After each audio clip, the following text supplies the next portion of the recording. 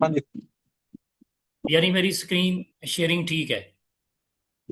हाँ जी, बेहतरीन है, बिल्कुल। चलें ठीक है जी। अच्छा, हमने बात करनी है अकाउंट्स के ऊपर कि उनको प्रॉपर तरीके से जो मैनेज करना है वो क्या निज़ाम होता है, उसमें डबल एंट्री क्या होती है, ट्रांजैक्शन क्या होती है, चार्ट ऑफ अकाउंट या अकाउंट्स क्या होते हैं। इन चीज़ों को हमने डिस्कस करना है। ये बेसिक चीज़ें होती हैं एक कह लें कि प्रॉपर अकाउंटिंग निज़ाम के लिए या प्रॉपर डबल एंट्री निज़ाम के लिए।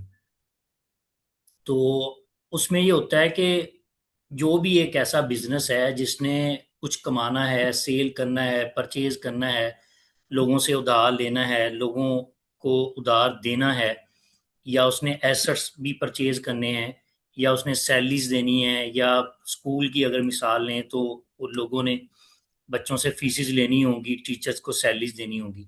तो इस तरह जिस भी सॉफ्टवेयर के अंदर यूजर ने कुछ भी लेन देन करना है, अपने उसने कुछ हिसाब रखना है, जैसे कि स्कूल की फीसिस का हिसाब है या टीचर्स की सैलरी का हिसाब उसने रखना है, और उसका स्कूल चलाने का ओनर का एक तो मकसद है कि उसने तालीम देनी है, दूसरा उसका मकसद होता है उसने कुछ कमाना है।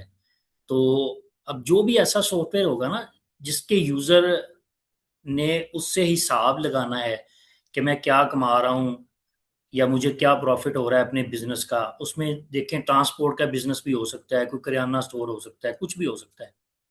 तो उसको जो ना इस काउंटिंग के निज़ाम की जरूरत पड़ेगी। अच्छा, जैसे हमने पहले ग्रुप में भी जिक्र किया था कि उसमें जो है वो एक प्रॉपर वे है अकाउंटिंग का, जिसके अंदर फिर ए टू जी तमाम किस्म की जो ट्रांजैक्शन होती हैं वो रिकॉर्ड होती हैं, और उसका एक निज़ाम है जिसके तहत फिर हमने सॉफ्टवेयर को बनाना होता है, या पूरे जो लेन देन का खातों का निज़ाम होता है उसको मरतब करना होता है। एक दूसरा हमने शॉर्ट वे देखा था, जैसे कि स्कूल वाले निज़ाम में, स्कूल वाले सॉफ्टवेयर में कुछ लोगों ने उसको बनाया भी हुआ था, लेकिन उसके अंदर एक कमी नज़र आ रही थी जो कि चैट जीपीटी से मैंने डिस्कस किया था, उसने भी वही बताई थी। तो सिंपल निज़ाम के अंदर कमी क्या हो सकती है कि सिंपल निज़ाम में हम ये बना सकते हैं कि टोटल किसी भी फर्म का, कंपनी का, अदारे का जो रेवेन्यू होगा, जो कि वो प्रोडक्ट को सेल करके भी हासिल कर सकते हैं, या सर्विसेज को, जैसे स्कूल के अंदर सर्विसेज वो दे रहे होते हैं, स्कूल वाले बच्चों को पढ़ा रहे होते हैं, कोई चीज़ें तो वो सेल नहीं कर रहे होते, पढ़ाई के एतबार से अगर देखा जाए तो वो एक सर्विस है, सर्विस को सेल करके वो उनसे फीस ले रहे होते हैं। तो ये रेवेन्यू है। अगर स्कूल वालों को देखा जाए तो बाज़ दफ़ा वो कुछ चीज़ें भी सेल कर रहे होते हैं, यूनिफॉर्म वगैरह, तो वो प्रोडक्ट सेल है। उनकी सेल से जो आने वाली जो कमाई है या पैसा है, वो इनकम है या रेवेन्यू है। तो हम उसका निज़ाम बना देंगे कि इन्होंने कितना माल बेचा, उससे जो पैसा आया, कितनी फीसिस कलेक्ट की, उससे जो पैसा आया, अब इसको हम कहेंगे ये टोटल रेवेन्यू है। और उसमें फिर उन्होंने खर्च भी करना होता है। अब यो खर्च है वो दो तरह का हो सकता है। जो भी स्कूल वाले पैसा खर्च कर रहे होंगे वो या तो एक्सपेंस आउट होगा। एक्सपेंस आउट हम उसको करेंगे जो भी खर्चा है जिसकी लाइफ जो है 1 साल से कम होगी। और अगर कोई ऐसी चीज वो परचेज करते हैं जिसकी लाइफ जो है वो 1 साल से ज्यादा होगी, जैसे कि स्कूल वालों ने अपने पढ़ाने के लिए, साजा के लिए स्टेशनरी खरीदी है, पेन पेंसिल या कुछ और चीजें हैं, अगर वाइट बोर्ड वगैरह है तो उसके लिए मार्कर परचेज किए, तो ये इनकी लाइफ 1 साल से ज़्यादा नहीं हो सकती। इनको एक्सपेंस आउट करना पड़ेगा, इनको खर्चे में दर्ज करना पड़ेगा। और अगर स्कूल वाले कंप्यूटर खरीदते हैं तो उसकी जाहिर सी बात है जो लाइफ है वो 1 साल से ज़्यादा होगी, तो उसको उन्हें असासा जात डिक्लेयर करना होगा। ऐसे ही फर्नीचर है, या अलमारियां हैं किताबें रखने वाली, या लिबॉर्ट्री के अंदर कोई ऐसा सामान है जिसकी लाइफ जो है वो 1 साल से ज्यादा होगी, तो उन सबको एसेट डिक्लेयर करना होगा। तो इसमें फिर हमें ये निज़ाम बनाना होगा। हम टोटल रेवेन्यू अपने सॉफ्टवेयर के अंदर देखेंगे कि हमारा सॉफ्टवेयर इस काबल हो कि अगर वो अशिया सेल कर रहे हैं या सर्विसेज दे रहे हैं, उनसे जो वो कैश या पैसे कलेक्ट कर रहे हैं उसको रेवेन्यू डिक्लेयर कर दे। और उसके मुकाबले में अगर वो सैलरियां दे रहे हैं, इलेक्ट्रिसिटी बिल दे रहे हैं, या स्टेशनरी परचेज कर रहे हैं, या कुछ और परचेज कर रहे हैं, तो उनको उसमें से मिन्हा कर दे। तो सिंपली उनका एक फिगर आ जाएगा कि इस महीने आपने इतनी फीसिस कलेक्ट की, इतनी सैलरीज दी, इतने आपके दीगर खर्चे, और ये आपके पास जो है ये बचत है। लेकिन उसमें मसला ये आएगा कि अगर उन्होंने एक्सपेंस किए हैं जस्ट, फिर तो ठीक है। लेकिन अगर कोई एसेट परचेज किए हैं तो फिर वहाँ पे प्रॉब्लम आएगी कि एसेट जो है वो एक असासा होता है, नहीं होता, और उसको हमने टोटल रेवेन्यू में से माइनस नहीं करना होता, क्योंकि वो ऐसा होता भी नहीं है।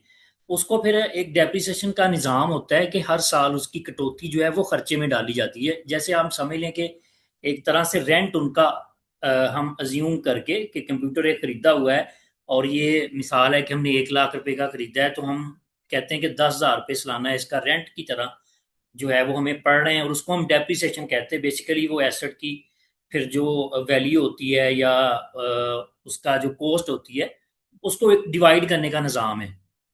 डेप्रिसिएशन के जरिए सालाना हम उसको खर्चे में डाल देते हैं, और जब इब्तदाई तौर पे हम उसको परचेज करते हैं तो उसको हम कह लें कि एक्सपेंस नहीं स्टैंड कर सकते, एक्सपेंस साउंड नहीं कर सकते, उसको हमने एसेट डिक्लेयर करना होता है। तो फिर उसमें ये होता है कि हम जो सिंपल निज़ाम में कह रहा हूँ उसमें ये करेंगे कि टोटल जो रेवेन्यू होगा उसमें से एक्सपेंसेस को मिना करेंगे। हम ये निज़ाम बनाएंगे कि एक्सपेंसेस का एक अलहदा हमारे पास निज़ाम होगा, और एसेट्स को परचेज करने का एक अलहदा से निज़ाम होगा कि हम उसके तहत जो है एसेट परचेज करेंगे, उसकी अलग से कैलकुलेशन होगी, और टोटल रेवेन्यू में से हम जो है एक्सपेंसेस को मिना करा देंगे, और उसके बाद एक फिगर हमारे पास आएगा। जैसे कि मिसाल है कि 5 लाख रुपए आ गए, तो अब ये जो 5 लाख है इसमें से हम फिर आगे जाके जो एसेट की परचेज है उसको मिना करने के बाद बताएंगे कि आपका असल जो रेवेन्यू था वो 5 लाख था, लेकिन आपने उसमें से 2 लाख रुपए के एसेट्स खरीद लिए। उनकी फिर हम तफसील एक फ्राहम कर सकते हैं रिपोर्ट के तौर पे कि आपने कंप्यूटर, फर्नीचर या और लिबॉर्टी की कोई चीज़ें आपने परचेज की, उनकी डिटेल ये है। तो इस तरह करके हम उसको मैनेज कर सकते हैं। लेकिन अगर हम देखेंगे एक प्रॉपर अकाउंटिंग निज़ाम क्या है, तो उसके अंदर फिर हर हर चीज़ को अलग से डिफाइन करना पड़ता है। तो उसमें सबसे पहले होती है कि डबल एंट्री। अब डबल एंट्री क्या है? जैसे कि आम तौर पे हम एक किराना स्टोर की मिसाल लेते हैं, तो उसने किसी को उधार दिया तो वो लिखता है, और जो नगद सेल होती है वो आमतौर पे लिखता नहीं है। तो उधार वाली सेल लिखता है वो, लेकिन उसमें क्या करता है, वो सिंगल एंट्री करता है। सिंगल एंट्री क्या करता है कि वो एक बंदा है जो उससे उधार लेके गया, अब्दुल्ला, उसका खाता बना लेता है और लिखता है कि मैंने अब्दुल्ला से 500 रुपये लेने हैं। तो इसी तरह जो भी उससे उधार लेके जा रहा है उन तमाम लोगों का वो खाता बना रहा है, और उसमें लिख रहा है कि इससे मैंने 500 लेना है, इससे 1000 लेना है। ये है सिंगल एंट्री। तो ऐसे ही उसका जो सप्लायर होता है उसको उसने आमतौर पे पेमेंट देनी होती है, उससे सामान आ जाता है तो बाद में पेमेंट देनी होती है, तो वो उसका भी सिंगल एंट्री करता है कि एक कह लें कि जैद है, उससे मैंने स्टॉक लिया था। तो वो ये नहीं लिखता कि क्या लिया क्या नहीं लिया, बस तफसील थोड़ी सी बहुत हो सकता है कि लिख ले, और वो लिख देता है कि मैंने इसको 5 लाख रुपए देने हैं। ये है सिंगल एंट्री सिस्टम है। लेकिन डबल एंट्री में क्या होता है, जैसे मैं आपको मिसाल देता हूँ कि आप लिखते हैं कि मैंने अब्दुल्ला से 500 रुपये लेने हैं। तो डबल एंट्री का सिस्टम कहता है कि आप दूसरी एक बुक है, दूसरा एक खाता होना चाहिए जिसमें लिखा हो कि यहाँ से, जैसे एक मिसाल है कि सेल है, अब्दुल्ला को हमने कुछ सेल किया, तो सेल्स के खाते में हमने लिखना होगा कि 500 रुपये की हमने सेल की है, तो तभी हमने अब्दुल्ला से 500 लेने, वैसे कैसे लेने अब्दुल्ला से 500। यानी अब्दुल्ला ने आपसे अगर कुछ परचेज किया है, आपने सेल की है, तो आपने उससे 500 लेने हैं। तो डबल एंट्री का मकसद ये है कि आप अब्दुल्ला के खाते में लिखेंगे 500 हमने इससे लेने हैं, और दूसरी तरफ सेल का एक खाता होगा जिसको हम अकाउंट कहते हैं। बेसिकली ये अकाउंट होता है, यानी अब्दुल्ला का दुकानदार ने अपने पास अकाउंट ओपन किया होगा, और जस्ट उसमें लिख देगा कि इससे मैंने 500 लेने हैं। हालांकि ये सिंगल एंट्री है, इससे भी काम चलता है, लेकिन जब आपका बिजनेस बड़ा हो और आप प्रॉपरली उसको देखना चाहें, जैसे कि इसी मिसाल में ये देखना चाहें कि मैंने अब्दुल्ला से 500 लेने किस चीज़ के हैं, तो इसके लिए डबल एंट्री फिर आपके लिए ज़रूरी हो जाती है। उसमें फिर ये होगा कि आप दूसरी तरफ आपके पास सेल का खाता होगा, उसमें आपने लिखा होगा कि 500 की मैंने, उसमें डिटेल भी आ जाएगी कि 500 की मैंने चीनी जो है वो सेल की है अब्दुल्ला को, और अब्दुल्ला के खाते में आप जाके देखेंगे तो उसी इनवाइस नंबर का हवाला भी होगा, और पता चलेगा कि ये इनवाइस जो है अब्दुल्ला के लिए बनी है, और ये 500 रुपये हमने अब्दुल्ला से लेने हैं। ये होती है डबल एंट्री। इसी तरह जब आप कोई परचेज करेंगे, मतलब बिजनेस के अंदर सेल होती है, परचेज भी होती है, आप परचेज करेंगे तो उसमें दो सूरतें हो सकती हैं, सेल में भी परचेज में भी। या तो सेल आपकी नगद होती है या उधार होती है। पहले हम सेल वाली मिसाल में देखते हैं कि अब्दुल्ला ने 500 रुपये उधार नहीं किया, उसने नगद दे दिए। तो फिर भी अब दो खाते इसमें मुतासर हो रहे हैं। एक तो सेल होनी है, वो आपने लिख दिया कि 500 रुपये सेल होगी। अब सेल हुई है तो इसके अगेंस्ट कुछ आना चाहिए। पहली मिसाल में ये था कि आपके पास एक डेबिटर, आपका एक कर्जई कह लें या आपका एक रिसीवेबल कह लें, कि वो रिकॉर्ड होगा कि अब्दुल्ला ने 500 रुपये देने हैं। अब्दुल्ला तो उसी वक्त दे गया। अगर नेट सेल हुई है तो फिर आप क्या करेंगे कि आपके पास सेल के अगेंस्ट कोई चीज आ चुकी है, तो आप क्या करेंगे, आप कैश की बुक में जाएंगे और वहां पे लिख देंगे इनवाइस नंबर 1 है, ये मैंने सेल आउट किया है, और इनवाइस नंबर 1 के अगेंस्ट मेरे पास ये 500 रुपये आ चुके हैं। तो दोनों तरफ डबल एंट्री का मकसद ये है कि अगर सेल हो रही है तो ये आपके पास कैश आ रहा है, तो उसमें आप लिखें कैश बुक में, कैश के अकाउंट में या कैश के खाते में आप जाके लिखेंगे कि ये 500 रुपये मेरे पास आ गए। और अगर उधार हो रही है तो फिर आप अब्दुल्ला के खाते में लिखेंगे कि ये 500 मैंने इससे लेने हैं। और जब अब्दुल्ला आपको, मिसाल है कि पैसे देगा, फिर आप क्या करेंगे, फिर आप अब्दुल्ला के खाते में जाके एक एंट्री करेंगे उससे कैश लेने की। और दूसरी तरफ फिर आप जाके कैश बुक के अंदर एंट्री लिखेंगे कि ये मैंने अब्दुल्ला से ले लिए। तो ये होती है डबल एंट्री। अब इसमें दूसरी मिसाल हम परचेज की लेते हैं। तो उसमें क्या होगा, जब आप परचेज करेंगे तो आपकी जो इन्वेंट्री है उसका एक खाता होगा आपके पास। आपने 1 लाख रुपए का सामान परचेज किया, तो आप उस खाते में लिख देंगे, या स्टॉक इन्वेंट्री कह लें या अशिया बराए फरोख्त वाला कह लें, समझने के लिए, कि वो एक खाता होगा, उसमें आप लिखेंगे कि मेरे पास स्टॉक आ गया 1 लाख रुपए का। तो अब 1 लाख का आपके पास स्टॉक आ रहा है, तो इसके इवज आपने कुछ तो देना है, या आप दे चुके हैं। तो अब दूसरा खाता कोई ऐसा खाता होगा जिसमें 1 लाख की एंट्री होगी कि जो आपने स्टॉक परचेज करने के इवज दिया होगा। वो बैंक बैलेंस हो सकता है, वो कैश हो सकता है। और वो अगर आपने उधार किया है तो फिर आपका जो है एक, आपकी लाइबिलिटी बन जाएगी। आपका जो सप्लायर है आप उसके खाते में जाके लिखेंगे कि मैंने इसको 500 रुपये जो है या 1 लाख रुपए का जो मैंने स्टॉक परचेज किया वो मैंने देना है। अब ये जो आपने लिखना होगा ना दोनों खातों में, इसमें डेबिट और क्रेडिट के रूल्स हैं, उन रूल्स के मुताबिक लिखना होगा। जैसे कि हमने पहले एक मिसाल ली थी कि अब्दुल्ला को हमने सेल की है, और अब दो खाते होंगे हमारे, एक सेल का होगा एक अब्दुल्ला का होगा, उसमें हमने 500 की एंट्री करनी है। तो अब जो हर खाता होता है ना, अकाउंट जो होता है हर एक, उसकी दो साइड्स होती हैं। तो जैसे कि मैं आपको अभी यहाँ पे खोल के भी दिखा देता हूँ, लेजर या खाता।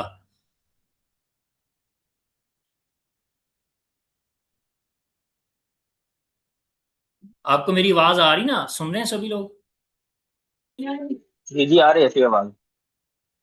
अच्छा चलें ठीक, मैं आपको पहले खाता दिखाता हूँ। उसके अंदर डेबिट और क्रेडिट दो साइड्स होती हैं। तो आप लोगों को तमाम रूल्स का पता होगा कि हर एक जो ट्रांजैक्शन है उसके अंदर मैंने किस खाते को डेबिट करना है, किसको क्रेडिट करना है। फिर हर खाते की डेबिट और क्रेडिट दोनों साइड्स होती हैं, आपने एंट्री उसी साइड पे लिखनी होगी।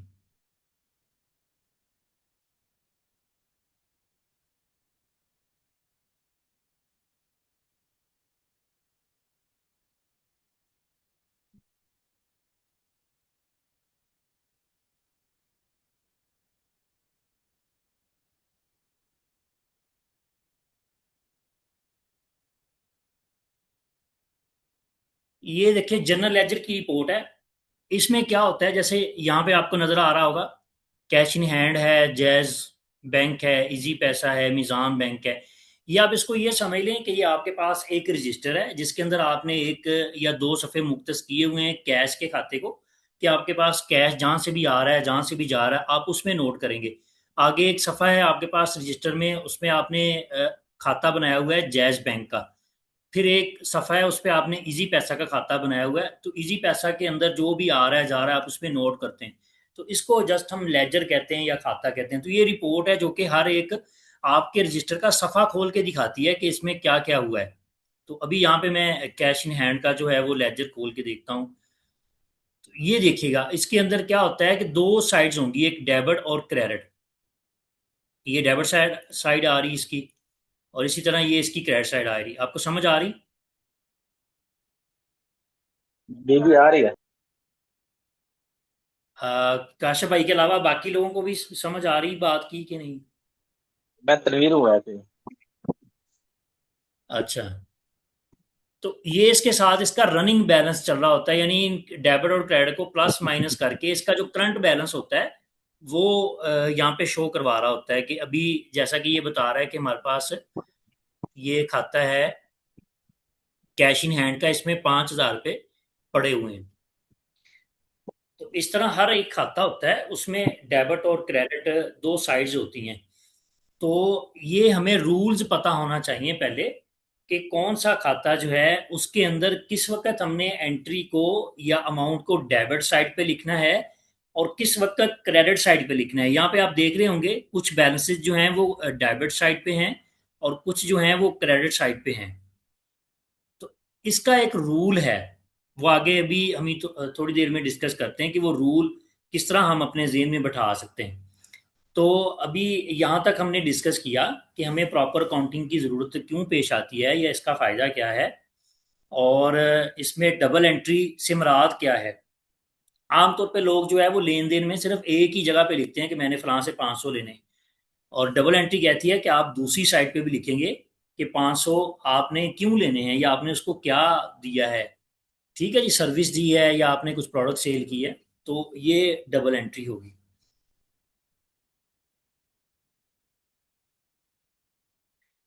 अच्छा, अभी आगे हम जिक्र करते हैं कि चार्ट ऑफ अकाउंट क्या है। चार्ट ऑफ अकाउंट बेसिकली, जैसे कह लें कि एक दुकान की हम मिसाल लेते हैं, तो वो जब बिजनेस शुरू करेगा तो अपने पास अगर उसको डबल एंट्री की समझ है तो वो अपने पास तमाम खाते बनाएगा। जैसे कि उसने यूज़ करने अगर मुख्तलिफ बैंक अकाउंट्स यूज़ करने कैश इन हैंड का, उनका खाता बनाएगा। और इसी तरह फिर कस्टमर्स के उधार के लिए खाता बनाएगा, सेल के लिए, परचेज के लिए कुछ जो पेपर है वो वक्फ करेगा। तो इस तरह जो जो उसके उसको आइडिया है कि मेरे यूज होने, जैसे या कह लें कि सैलरीज उसने देनी है अपने स्टाफ को, तो सैलरीज का एक्सपेंस है उसका खाता बनाएगा। इसी तरह अगर उसने बिजली के बिल एंड इंटरनेट के कोई खर्चे हैं, या सामान जब वो मंगाता है तो उसको कैरेज पड़ता है, कैरेज इनवर्ड। इसी तरह अगर किसी को भिजवाता है तो कैरेज आउटवर्ड होता है उसका खर्चा। तो वो उन सब के खाते बना लेगा पहले। वो जो खातों की लिस्ट है ना, मुख्तलिफ एक्सपेंस के या एसेट्स के, या दीगर कुछ भी हो सकते हैं, लाइबिलिटीज के, उन खातों की लिस्ट को चार्ट ऑफ अकाउंट कहते हैं। उसमें कुछ चीज़ें तो परमानेंट होती हैं जो तमाम बिजनेसेस में यूज होती हैं, जैसे सेल है, परचेज है, या एक्सपेंस के मुख्तलिफ हेड हो सकते हैं जो कि तमाम लोगों के लिए कॉमन ही हो, लेकिन वो हर बिजनेस के लिहाज से मुख्तलिफ भी हो सकते हैं। तो अभी हम उसको जिक्र करते हैं, चार्ट ऑफ अकाउंट को।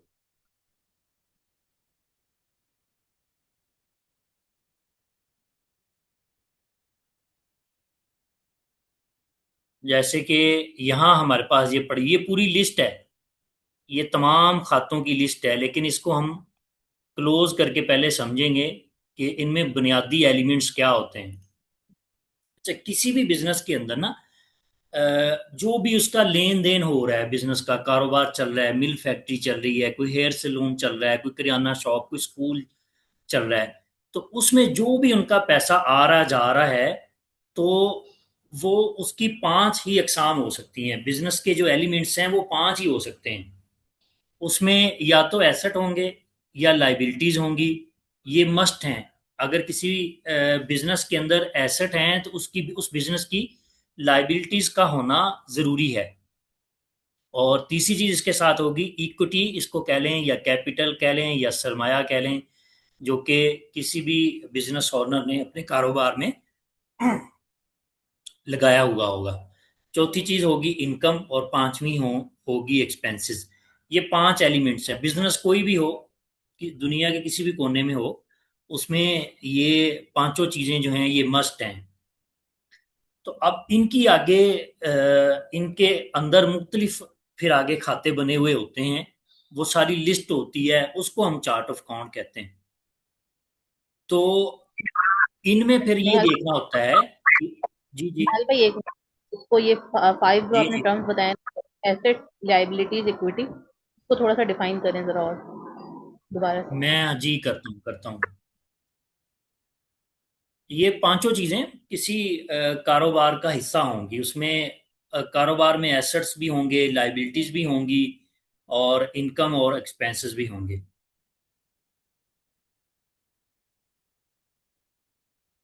अच्छा, इनको पूरे को खोलते हैं। तो यहाँ पर जो है ना, एसेट्स के अंदर मुख्तलिफ तरह के हेड्स हो सकते हैं, मुख्तलिफ चीजें हो सकती हैं। इनकी बुनियादी तौर पे दो अकसाम है एसेट्स की। वो करंट और फिक्स्ड एसेट हैं। जैसे कि मेरी स्क्रीन आपको वाज़ेह नजर आ रही। अब मैं बाकी सारी चीजें क्लोज कर देता हूँ, पहले हम एसेट्स को ही देख लेते हैं।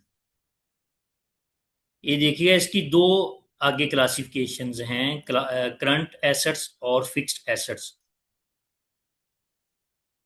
तो किसी भी कारोबार के अंदर, कारोबार के शुरू में भी उनके पास कुछ एसेट्स हो सकते हैं, जैसे कि इन्वेंट्री, प्रोडक्ट्स उनके पास पड़ी हुई हैं जो कि उन्होंने सेल करनी है आगे जाके। वो भी किसी भी बिजनेस का असासा होता है, लेकिन वो करंट एसेट होता है। और देखें यहाँ पे, इन्वेंट्री जो है ये करंट एसेट के अंदर आ रही है।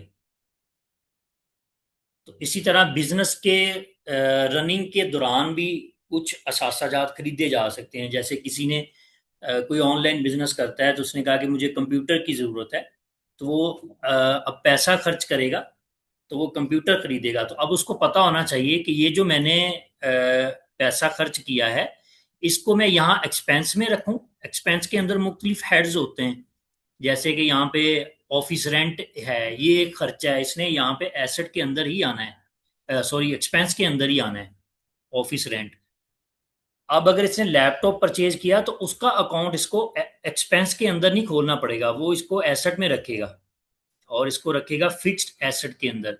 जैसे यहाँ पे कंपनी व्हीकल्स आ रहा है, इलेक्ट्रिक अप्लायंसेज आ रहा है। अब इलेक्ट्रिक अप्लायंसेज के अंदर जो है इसको वो यहाँ पे इसका खाता खोलेगा। यानी ये कह लें कि रजिस्टर के इसने ना 5 हिस्से किए हुए हैं।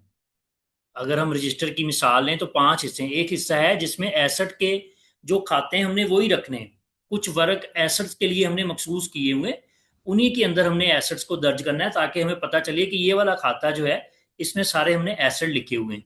एक एक हिस्सा होगा, या आप रजिस्टर समझ लें, एक रजिस्टर रखा हुआ है जिसमें लाइबिलिटीज हमने लिखनी है बस। उसमें कोई एसेट्स को नहीं लिख सकते। ये अगर एसेट उसमें लिख देंगे तो वो गलत हो जाएगा। एक खाता है जिसमें उसने ये लिखा हुआ है, एक रजिस्टर अलग से पड़ा है दुकानदार के या मिल या स्कूल ओनर के पास, जिसमें उसने लिखा हुआ है कि मैंने बुनियादी तौर पे इसमें मेरा अपना सरमाया जो है वो मैंने किस किस के हिसाब से लगाया हुआ है।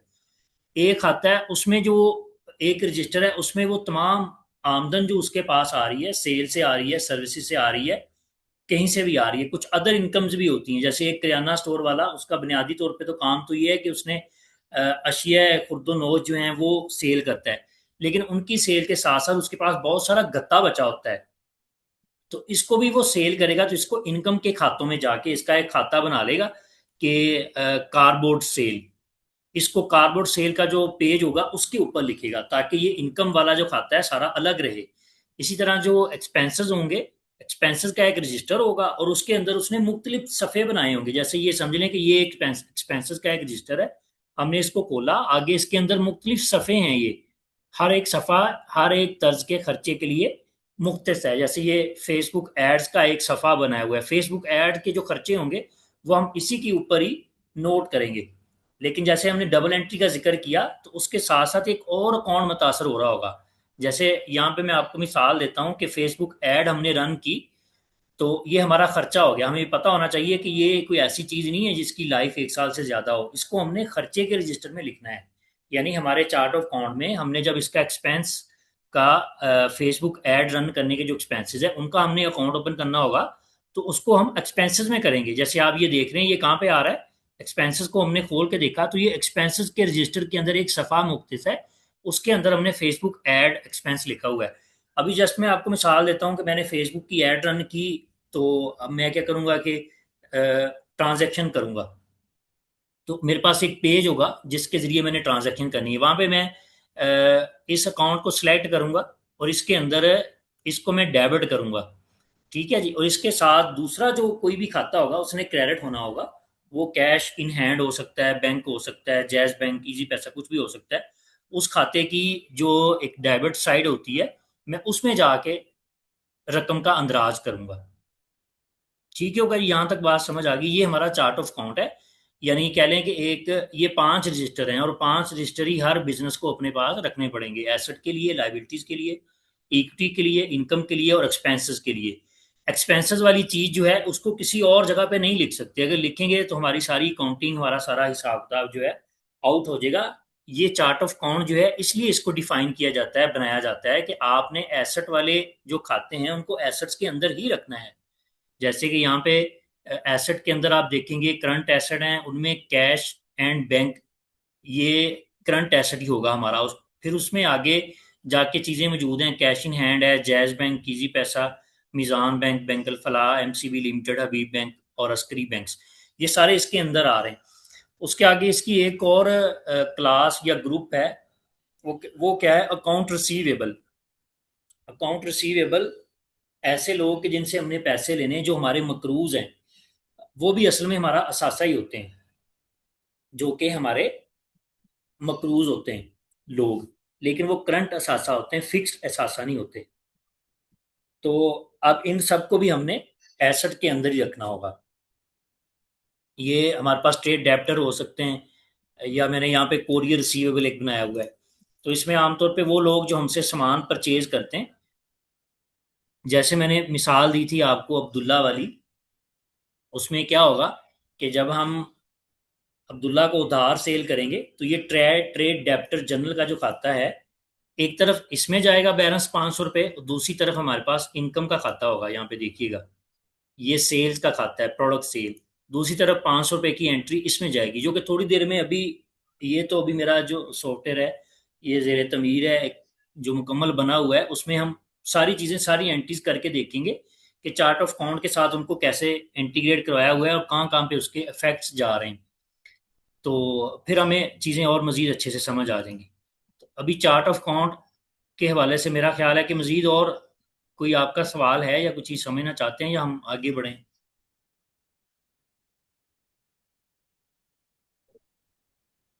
जी, जी मेरी भाई। आवाज़ आ रही? जी जी आ रही है भाई, आप आगे कंटिन्यू कर लें। जज़ाकल्लाह। हाँ जी। मैंने कहा आगे आगे कंटिन्यू कर लें, जज़ाकल्लाह। आगे आगे कर लें। यानी आगे कंटिन्यू रखें, है ना? यहाँ तक जी। किसी का कोई सवाल, कोई चीज़ पूछना चाहता हो तो?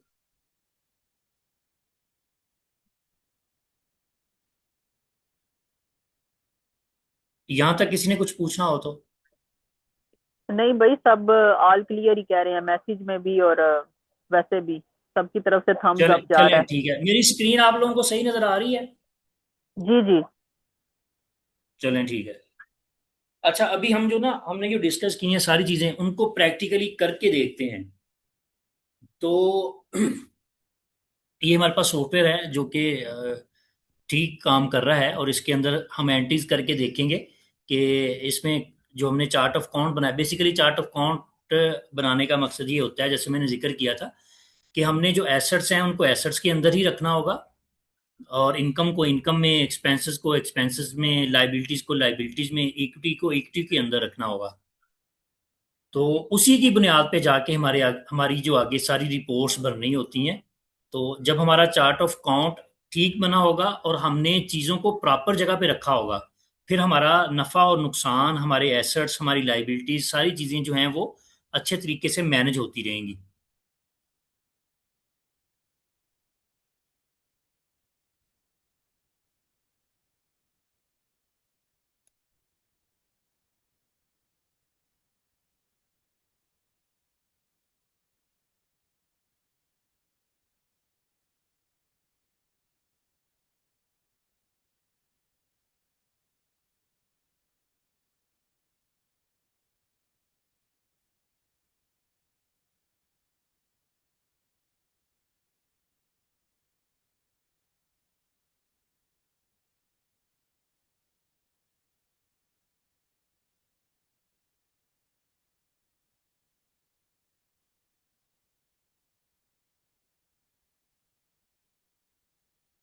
अच्छा, यहाँ पे हमने क्या करना है कि अभी कह लें कि एक बंदा है जिसने ये सॉफ्टवेयर लिया है और इसके ऊपर जो ना वो अपना बिजनेस कर रहा है और इसके ऊपर वो अपना डाटा मुंतकिल करके इस पे बिजनेस अपना चलाना चाहता है।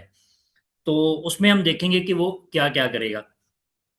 अच्छा, कोई भी बिजनेस जब आप शुरू करते हैं तो सबसे पहली चीज जो होती है वो आप पैसा इन्वेस्ट करते हैं बिजनेस में। कहीं से भी आपने पैसा पैदा किया और आप कहते हैं कि जी मैं बिजनेस शुरू करने लगा हूं, तो सबसे पहले आप पैसा अपने बिजनेस में डालते हैं। तो जैसे कि हमने जिक्र किया कि डबल एंट्री है यहाँ पे। जब आप पैसा डालेंगे एक साइड पे तो उसका जो इफेक्ट है फिर वो दूसरी साइड पे जाना चाहिए। अच्छा, इससे पहले हम एक चीज जिक्र डिस्कस कर लें कि डेबिट और क्रेडिट के रूल्स को डिस्कस कर लें।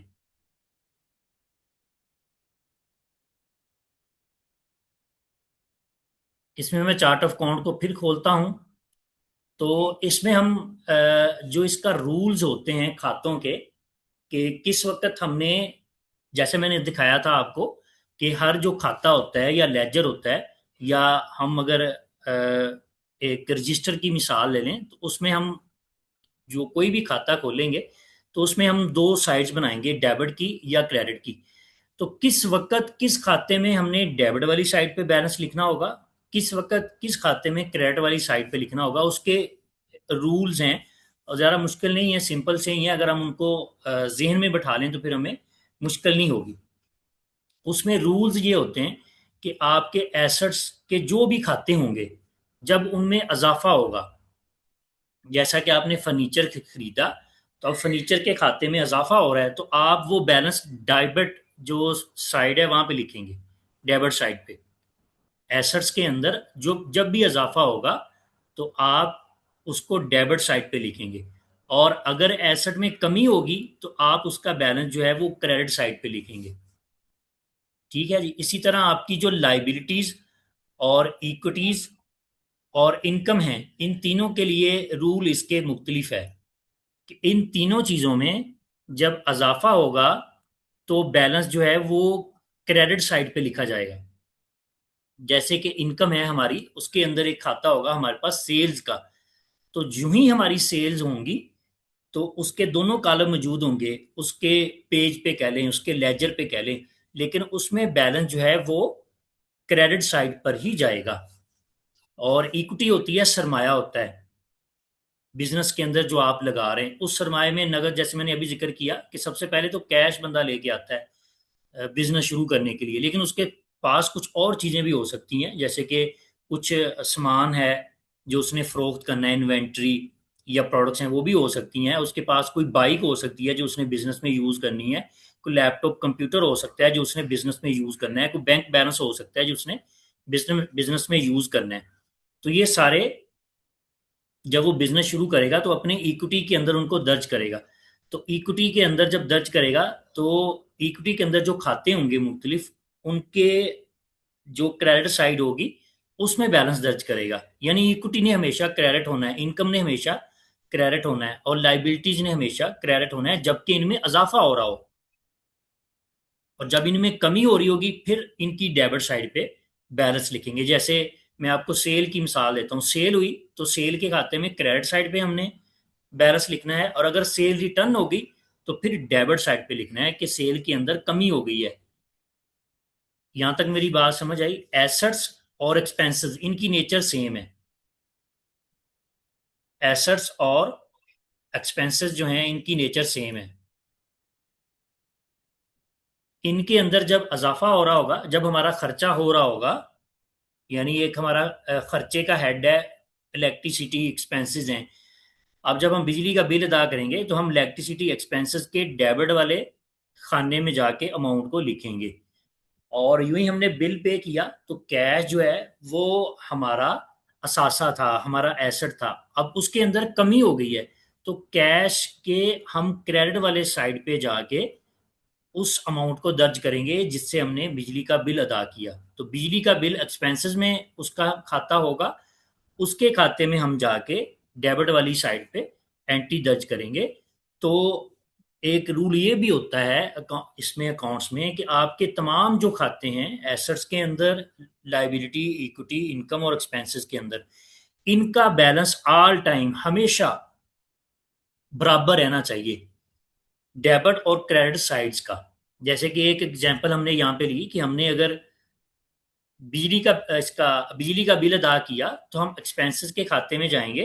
एक्सपेंसेस के खाते में जैसे अभी बहुत सारे यहाँ पे खाते बने होंगे, तो इनमें यहाँ पे हम कोई जो है जैसे एडमिनिस्ट्रेटिव एक्सपेंसेस हैं, इनमें हम इलेक्ट्रिसिटी का बना लेते हैं।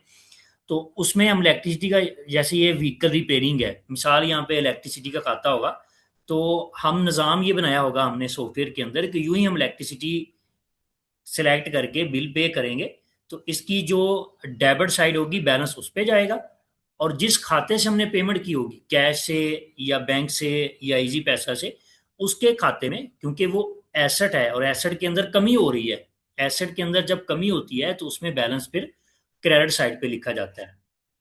अच्छा, ये हो गया रूल, बहुत सिंपल सा है। उसमें दो चीज़ों की नेचर एक जैसी है और तीन चीज़ों की नेचर एक जैसी है, यानी एसेट और एक्सपेंसेस, इनके अंदर जब भी इजाफा हो रहा होगा तो बैलेंस इन खातों के जो डेबिट साइड होगी वहां पे जाके लिखेंगे हम, और इसी तरह जब इनमें कमी हो रही होगी तो बैलेंस जो है वो इनकी क्रेडिट साइड पे जाके लिखेंगे। और इसी तरह जो लाइबिलिटी इक्विटी इनकम के खाते होंगे इनमें जब इजाफा होगा तो बैलेंस क्रेडिट साइड पे लिखेंगे। मैं दोबारा से वो खोलता हूँ लेजर जो मैंने खोला हुआ था। अच्छा, यहाँ पे मेरा एक क्वेश्चन है कि ये सब कुछ हम मैनुअल करेंगे कि हम सिर्फ एक्सपेंस डालें तो ऑटो पे जो भी डेबिट क्रेडिट होना है वो खुद हो जाए? नहीं, वो ऑटो होगा। ऑटो होगा। आपने देखें सबसे पहले ये चार्ट ऑफ अकाउंट अपने पास बना के रखा होगा ना, ये पांचों चीजें, इसके अंदर बहुत सारी आगे लिस्ट है, तो आपने इंटीग्रेट करवाया होगा। ये आपको समझ आ जाए ना कि मैंने किस वक्त, यानी सेल्स इनवाइस जब मैं बनाऊंगा सिस्टम में, तो मैंने उस वक्त यूं ही सेल इनवाइस सेव होगी, बैकएंड में एंट्री होगी, तो वो एंट्री किन किन खातों में जाएगी, बस ये इंटीग्रेशन आपने करवानी है। बाकी यूजर इनवाइस बनाएगा और वो सेव करेगा और पीछे चार्ट ऑफ अकाउंट में से किसी दो अकाउंट में जाके एंट्री सेव हो जाएगी। वो भी हम करके देखेंगे सारा कुछ प्रैक्टिकली। तो मैं जिक्र कर रहा था, ये जितने भी हमारे खाते होते हैं ना, यानी हम रजिस्टर में भी सारा ये निज़ाम मैनेज कर सकते हैं, मैनुअली भी कर सकते हैं रजिस्टर में भी, लेकिन उसमें दिक्कत होगी, यूं ही कारोबार बढ़ जाएगा फिर आपको उस पर 10 बंदे रखने पड़ेंगे। सॉफ्टवेयर एक यूज़र आपका वो सारा काम करता रहेगा, क्योंकि इसमें दूसरा जो फैक्ट होता है वो यूज़र ने नहीं करना होता। सिस्टम या सॉफ्टवेयर बनाने का मकसद यही होता है कि यूज़र ने जस्ट इन्वाइस बनानी है, उसने परचेज की इन्वाइस बनानी है, दूसरा फैक्ट सिस्टम ने खुद ही करना है, वो हमने सेट करना होगा। यानी अपने प्रॉम्प्ट में हमने एंटी ग्रेविटी को बताना होगा कि ये हमारा चार्ट ऑफ अकाउंट है। अगर आप लोगों को नहीं भी समझ, चार्ट ऑफ अकाउंट बना बनाया मिसाल है कि मैं आपको देता हूँ, या आप चार्ट ऑफ अकाउंट जो है वो चैट जीपीटी से बनवा लेते हैं, तो फिर आप अपना पूरा चार्ट ऑफ अकाउंट देंगे चैट जीपीटी को और उससे कहेंगे कि मैं इनवाइस बनाना चाहता हूँ, तो जब मैं इनवाइस सेव करूंगा तो मेरे कौन कौन से दो जो खाते या अकाउंट्स हैं चार्ट ऑफ अकाउंट में उनमें बैलेंस जाना चाहिए वो आपको बता देगा। लेकिन अगर आप समझ लें इसको तो इतना मुश्किल नहीं है। ये अभी हमारी कोई आधा घंटा 1 घंटे की क्लास है, तो इसमें अगर आप ना भी चीज़ें आपको क्लियर हों तो कोई मसला नहीं, या बार बार डिस्कस करेंगे, कुछ वीडियोस देखेंगे, या अपनी जो ग्रुप है उसके अंदर आप बात करेंगे तो फिर क्लियर हो जाएगा। बाकी अभी हम प्रैक्टिकली जब करेंगे ना सॉफ्टवेयर के अंदर, मैं आपको बिजनेस के अंदर जितनी किस्म की ट्रांजैक्शन होती हैं वो सारी करके दिखाऊंगा, तो फिर इंशाल्लाह आपको चीज़ें क्लियर हो जाएंगी। अभी मैं इसकी आपको ना वो साइड जो लेजर रिपोर्ट होती है वो दिखाता हूँ।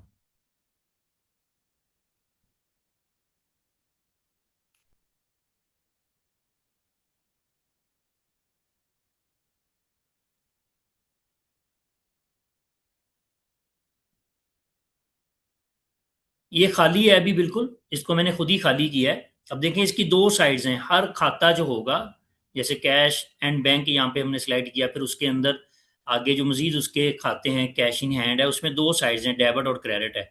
अभी मैं यहाँ पे एंट्रियां करके आपको दिखाऊंगा कि कैश इन हैंड हमारा असासा है, इसमें जब इजाफा होगा तो बैलेंस जो है वो डेबिट साइड पे आएगा, जो ही कमी होगी तो बैलेंस जो है वो क्रेडिट साइड पे जाएगा। ठीक है जी। अभी हम ये करते हैं कि हम एक मिसाल लेते हैं कि जिसमें एक बंदा वो सॉफ्टवेयर पे आया, अभी उसने अपना कारोबार शुरू करना है तो वो एंट्रीज कैसे करेगा। अच्छा, उसके पास सबसे पहले क्या होगा कि वो कैश ऐड करेगा अपने सिस्टम में। उसके लिए हमने यहाँ पे बनाया हुआ है अकाउंट्स के अंदर जो ना वो कैश रिसीप्ट का एक वोचर है हमारे पास, वो जस्ट आएगा, अपने बिजनेस में उसने कैश को ऐड करना है। अच्छा, ये जो वोचर है ना, इसका ऑटोमेटिकली काम ये है कि इसने कैश इन हैंड को डेबिट करते रहना है। ये कैश रिसीप्ट है, कैश में इजाफा, असासे में इजाफा कर रहा है, तो इसने कैश की जो डेबिट साइड होगी उसके अंदर एंट्रीज करते रहना है ऑटोमेटिकली। हाँ, दूसरी साइड पे हमें अकाउंट खुद मुंतखब करना होगा कि हमारे पास जो है वो कैश आ कहाँ से रहा है। तो बिजनेस के शुरू में सबसे पहले जो कोई भी यूजर होगा वो क्या करेगा,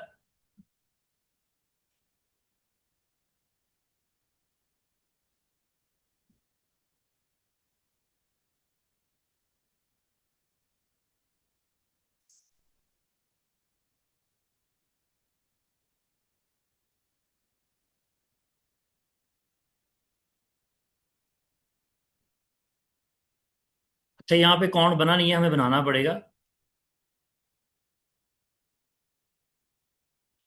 अच्छा, अब देखें, इसने कैश रिसीविंग की एंट्री डाली ना, एक तरफ तो कैश, जैसे मैंने कहा कि इसने फार्म ने ऑटोमेटिकली कैश को डेबिट करना है। अब दूसरी साइड पे एक अकाउंट होगा जिसने क्रेडिट होना है, वो क्या होगा, वो इक्विटी होगी, लाइबिलिटी होगी बिजनेस की, और वो इक्विटी होगी इसकी ओनर की, इसका सरमाया होगा, जो कि बिजनेस की जिम्मेदारी है। बिजनेस को जब 1 लाख रुपए हम देंगे तो हमने इससे पूछना होगा कि वो 1 लाख रुपए कहाँ पे पड़े हैं। वो हमारी बैलेंस शीट हमें बताएगी कि आपने जो 1 लाख रुपया इन्वेस्ट किया वो कहाँ पे पड़ा हुआ है।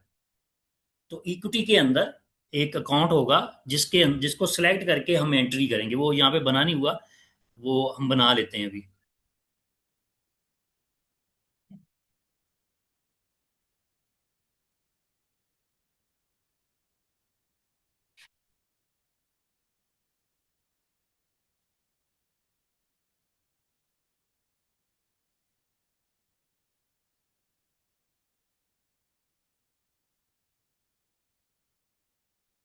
तो यहाँ पे मैंने एक अकाउंट, एक एक पेज कह लें कि मैंने मुख्तस किया है, जिसके ऊपर मैं जो बिजनेस में इन्वेस्टमेंट करूंगा वो लिखूंगा।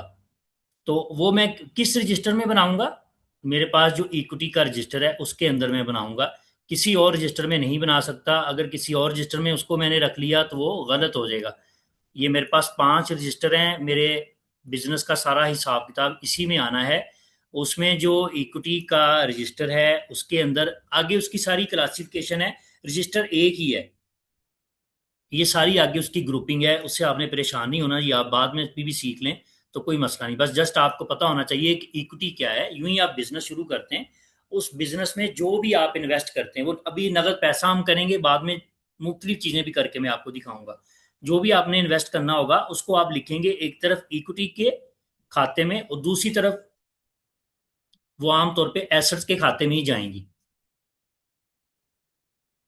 लेकिन उसमें ये है कि वो लाइबिलिटीज के खाते में भी जा सकती हैं। बिजनेस के शुरू में भी ऐसा हो सकता है कि आपने किसी के पैसे देने हों, तो वो एक तरफ इक्विटी में आप लिखेंगे, दूसरी तरफ या तो सासों में लिखेंगे, या जो है वो आप उसको लाइबिलिटी के, जैसे ऊपर ये लाइबिलिटी का आ रहा है रजिस्टर, इसमें कहीं पे लिखेंगे। वो भी मैं आपको मिसाल से फिर बना के दिखाऊंगा। तो अभी हमने यहाँ पे अकाउंट बना लिया, हम जाएंगे अपना जो एक हमने वोचर बनाया हुआ है कैश रिसीप्ट। बिजनेस में कहीं से भी कैश आएगा तो उसको हम यहाँ से रिकॉर्ड करेंगे। यहाँ पे इसने automatically cash in hand he select रखना है, जो कि हमारे कैश का अकाउंट होगा। अब यहाँ से हम अकाउंट सर्च करेंगे, निहांस कैपिटल आ गया जी।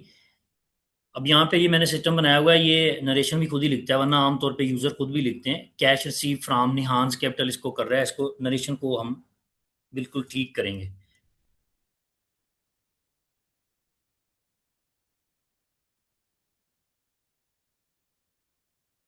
यानी यहाँ पे इसकी नरेशन आएगी कि स्टार्ट बिजनेस विद कैश। यहाँ पे हम डाल देते हैं जी 1 लाख रुपए। अच्छा, यहाँ पे देखें, अभी हमने 1 लाख रुपए इसके डाले हैं। दूसरी तरफ क्योंकि ये कैश रिसीव्ड का वोचर है, उसमें कैश इन हैंड उसने जो दूसरा खाता है वो खुद ही सिलेक्ट किया हुआ है। इसको यूं ही हमने तो एक एक जगह पे लिखा ना 1 लाख रुपए, इस खाते में हमने खुद लिखे निहांस कैपिटल में। अब दूसरी तरफ ये सिस्टम का काम है कि दूसरे खाते में इसको दर्ज करना, और जहां जहां पे इसके फैक्ट्स पढ़ने चाहिए वो सारा पीछे सिस्टम का काम है। यूजर ने जस्ट इतना करना है। तो वो कह रहा है कि जी ये मैंने कारोबार शुरू किया, 1 लाख रुपए मैंने कारोबार में इन्वेस्ट कर दिए हैं इस वक्त। हम इसको सेव करके फिर अपनी रिपोर्ट्स को देखेंगे कि इसके इफेक्ट्स कहाँ पे जा रहे हैं। इसका एक वोचर बन गया, अभी वोचर को खोल के भी देख सकते हैं कि इसमें कौन सी एंट्रीज हैं। अच्छा, अभी इसके मैं आपको इफेक्ट्स दिखाऊंगा। सबसे पहले हम जाके देखेंगे अपना ट्रायल बैलेंस।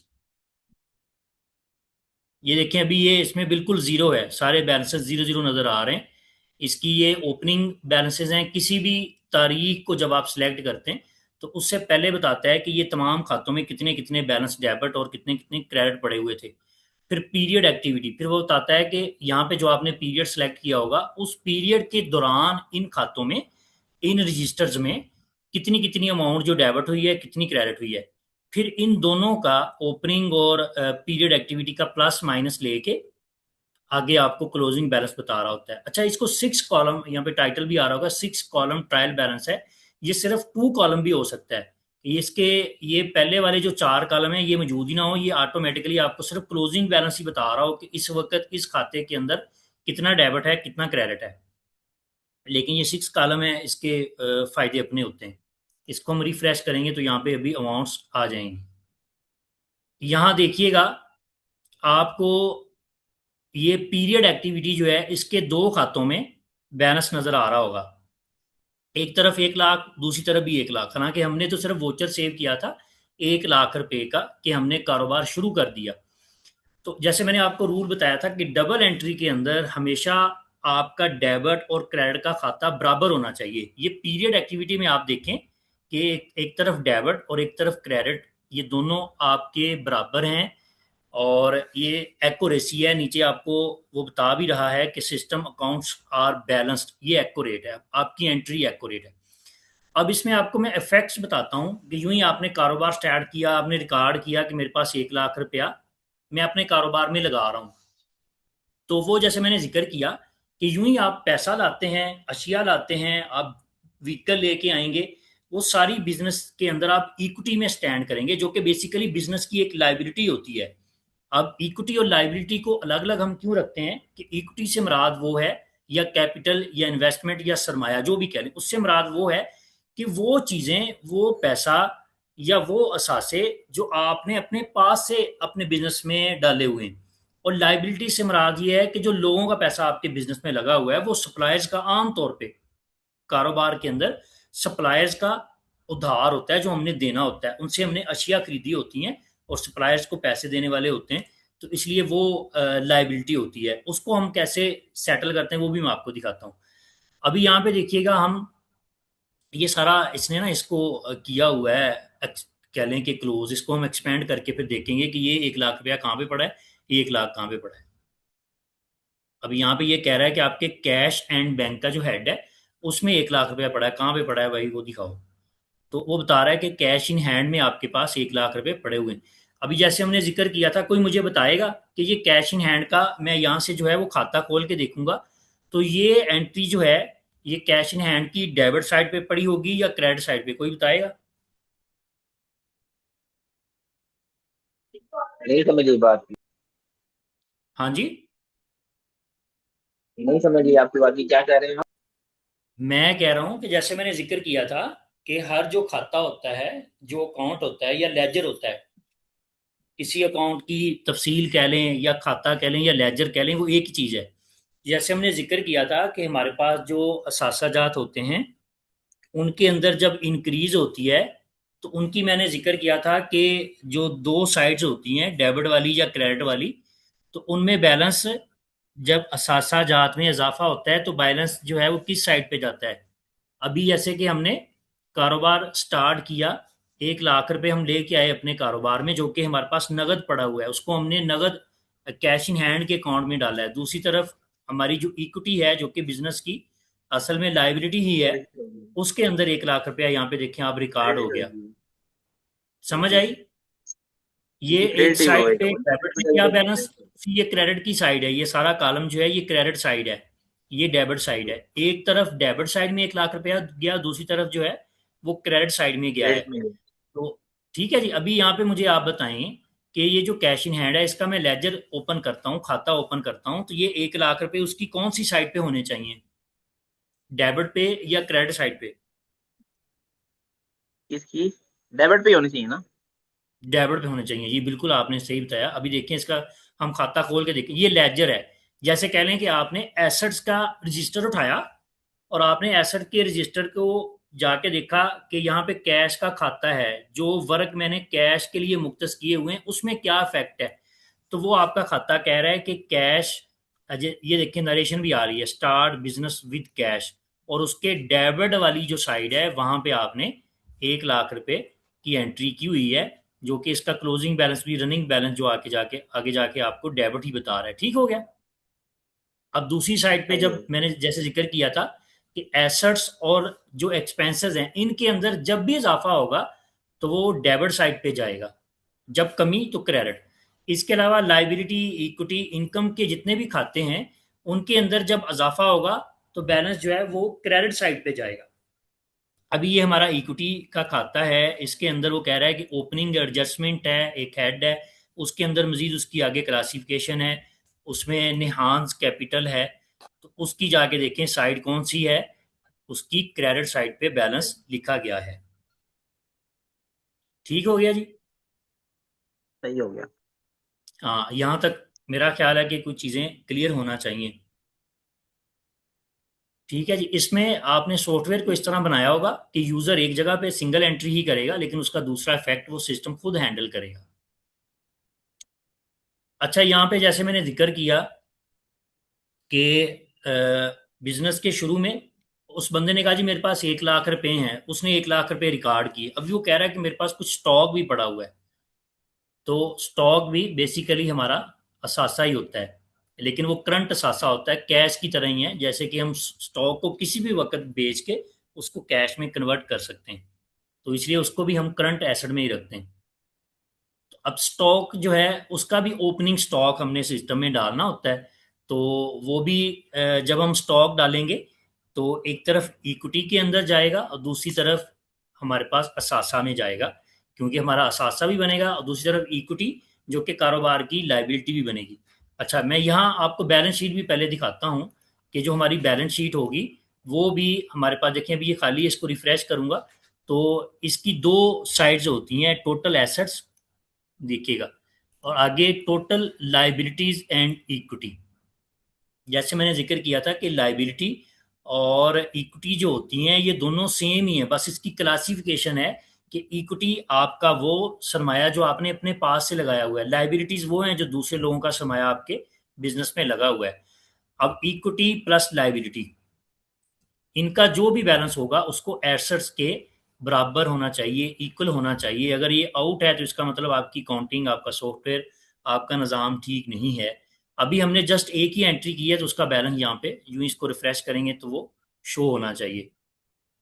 ठीक हो गया जी। दोनों साइड्स पे आप देखेंगे कि बैलेंस 1 लाख रुपए है। इसका मतलब क्या है, लाइबिलिटी साइड का मतलब क्या है कि हमारा जो बिजनेस है वो 1 लाख रुपए हमने उसमें इन्वेस्ट किए हैं, वो 1 लाख रुपए का जिम्मेदार है हमारा बिजनेस। वो हमें बताए कि 1 लाख रुपए कहाँ हैं। हम अपने बिजनेस से जब पूछेंगे, हमारी बैलेंस शीट का मकसद यही होता है, हम देखेंगे कि हमने 1 लाख रुपया इसमें इन्वेस्ट किया है, तो अब बिजनेस हमारा जिम्मेदार है वो बताए कि वो कहाँ पे पड़ा हुआ है, और उसको हमने टैली करना होगा कि भाई है कि नहीं है।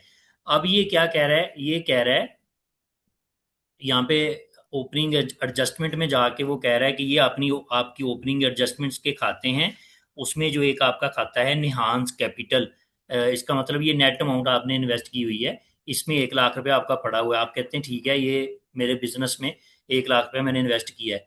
तो अब दूसरी साइड पे आप जाके एसेट्स में देखेंगे कि हाँ भाई मुझे बताओ कि एसेट्स के अंदर ये कहाँ पे पड़ा हुआ है, मेरे पास क्या पड़ा है। तो ये एसेट्स के अंदर कुछ ना कुछ होना चाहिए। तो ये एसेट साइड आपकी क्या कह रही है कि आपके पास कैश एंड बैंक जो है खाता है आपका एसेट्स के अंदर, उसमें आपके पास 1 लाख रुपए पड़ा हुआ है कैश एंड बैंक में। अब मजीद आप इसकी आगे जाके देख सकते हैं कि कैश एंड बैंक में किस खाते में है, तो आपको बता रहा है कि आपके कैश इन हैंड का जो खाता है उसमें, ये देखें इसका पीरियड एक्टिविटी में भी बैलेंस जो है वो डेबिट साइड पर ही है, यानी कुछ भी क्रेडिट नहीं हुआ इसमें अभी तक, और इधर जो है क्लोजिंग बैलेंस भी इसका डेबिट आ रहा है। तो ये आपकी बैलेंस भी, बैलेंस शीट जो है ये इक्वल है, नीचे सिस्टम अकाउंट्स आर बैलेंस का मैसेज ग्रीन आपको आ रहा है। तो यहाँ तक कुछ चीज़ें समझ आई आप लोगों को? जी जी, काफी समझ आ रहा है। हाँ, बैलेंस शीट आपकी बताती है कि आपकी 1 लाख लाइबिलिटी है, तो वो आपके पास उसके अगेंस्ट 1 लाख रुपए का कुछ ना कुछ होना चाहिए। वो अभी आपकी बैलेंस शीट कह रही है कि हाँ भाई है, 1 लाख रुपए आपके पास कैश में पड़ा हुआ है, ठीक है। अच्छा, ये बैलेंस शीट होती है। इससे पहले हमने देखी थी रिपोर्ट जो है वो ट्रायल बैलेंस की। ये ट्रायल बैलेंस होता है। इसका मकसद क्या होता है कि आपके पास, जैसे इसको मैं अभी क्लोज कर लेता हूं, कि जितने भी रजिस्टर्ड हैं, जैसे 5 रजिस्टर हमने जिक्र किए कि वो किसी भी कारोबार के पास लाजमी होने चाहिए। अब रजिस्टर नहीं है तो सिस्टम में हमने उसकी जगह पे एक कह लें कि सॉफ्ट कॉपीज बनाई हुई हैं, या सॉफ्ट हमने खाते बनाए हुए हैं, जिसको हम चार्ट ऑफ अकाउंट कहते हैं। अब ये ट्रायल बैलेंस का क्या काम है? ये आपके तमाम चार्ट ऑफ अकाउंट के अंदर जितने भी अकाउंट्स हैं, उनकी दोनों साइड्स का बैलेंस आपको दिखा रहा होता है कि सारे खातों के अंदर डेबिट और क्रेडिट साइड के बैलेंस कितने कितने हैं। और वो बैलेंस लाजमी तौर पे बराबर होने चाहिए। जैसा कि हमने एक ही अभी एंट्री की ना, 1 लाख रुपए हमने इन्वेस्ट किया बिजनेस में, तो वो दोनों साइड्स पे बराबर जा रहा है, इसको बराबर ही रहना चाहिए तमाम खातों को। तो ये ट्रायल बैलेंस क्या होता है कि आपके चार्ट ऑफ अकाउंट में जितने भी आपने खाते खोले हुए हैं, या आपके 5 रजिस्टर जो हैं, main asset liability equity income expenses के, जो आपके 5 रजिस्टर हैं, उन रजिस्टर के अंदर आपने जितने भी पेजेस मुख्तस किए हुए हैं, उनके ऊपर आप हर खाते में डेबिट का भी एंट्री करते हैं, कभी आपको क्रेडिट भी करनी पड़ सकती है। जैसे कैश अगर आपके पास आया तो डेबिट साइड पे लिखेंगे, और अगर आपने कैश कहीं पे पे किया तो आप क्रेडिट साइड पे लिखेंगे। तो तमाम खातों की जो डेबिट साइड्स हैं, तमाम रजिस्टर उठाएगा। ट्रायल बैलेंस क्या करेगा कि उनमें तमाम रजिस्टर में तमाम खातों की जो डेबिट साइड्स हैं, उनका बैलेंस निकालेगा कि कितना है, और उसके अगेंस्ट वो करेगा कि तमाम खातों की जो तमाम क्रेडिट साइड्स के टोटल होंगे उनको उठाएगा, और वो डेबिट साइड के बराबर होना चाहिए। अगर वो बराबर नहीं है तो फिर आपने कहीं पे रिकॉर्ड रखने में गलती की है। ये ट्रायल बैलेंस है। अच्छा, अब यहाँ पे हमने पहली एग्जांपल ली है कि यूजर, उसने सॉफ्टवेयर लिया, वो कहता है कि मैं अभी कारोबार शुरू करने वाला हूँ, तो 1 लाख रुपए वो इन्वेस्ट कर चुका है। अब भी वो कहता है कि मैंने जो नई प्रोडक्ट परचेज करनी वो तो करनी है, लेकिन कुछ प्रोडक्ट मेरे पास पहले से परचेज की हुई पड़ी हैं। तो वो क्या करेगा, वो ओपनिंग स्टॉक डालेगा अपने पास प्रोडक्ट का।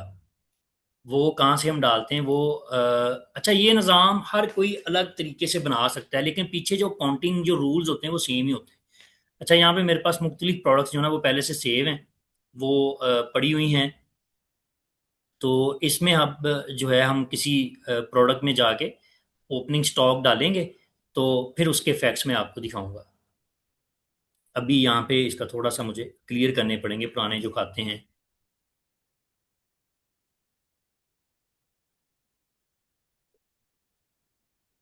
हाँ तो बड़े शौक रखे हैं मुझे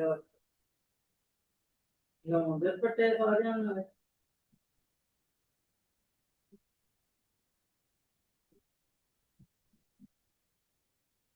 मैं कुछ सूट लेना और चीज़ों मैं इधर देखो भाई ना इधर आप लेते हैं कि मैं फिर कितने सूट निकलेगा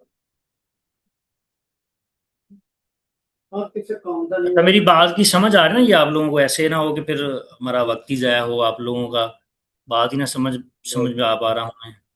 क्या ख्याल है, मुझे बताइएगा साथ साथ। जी जी, आ रही है समझ। अच्छा, यहाँ पे देखें, प्रोडक्ट मैंने वैसे सेव की हुई हैं, लेकिन अभी इनमें से किसी का ओपनिंग बैलेंस नहीं हमने डाला। अच्छा, ये यूज़र कहता है कि मैंने सिस्टम ले लिया, सॉफ्टवेयर ले लिया, कारोबार शुरू करने लगा हूँ, मेरे पास एक प्रोडक्ट है ABC, उसका मेरे पास पहले से स्टॉक पड़ा हुआ है, तो वो भी अपने सिस्टम में यहाँ पे ऐड करेगा। इसको हम एडिट कर लेते हैं। इसमें स्टॉक जो है वो हम ऐड कर देते हैं। इसके 20 यूनिट हैं, और 200 के हिसाब से वो कहता है कि ये मुझे पड़े थे। तो ये इसका बेसिकली क्या है, असासा है। ये अपने बिजनेस में डाल रहा है अभी असासा। 20 यूनिट 200 के हिसाब से ये कितने पैसे बन जाएंगे? 20,000 बनेगा मेरा ख्याल है। तो यूं ही इसको सेव करेगा। तो अभी ये प्रोडक्ट का जो स्टॉक है वो भी यहाँ पे शो हो रहा है, 20 यूनिट, ठीक है जी। तो अब इसका अब हमने इफेक्ट जाके देखना होगा। सबसे पहले ट्रायल बैलेंस में देखते हैं कि क्या इफेक्ट पड़ा है।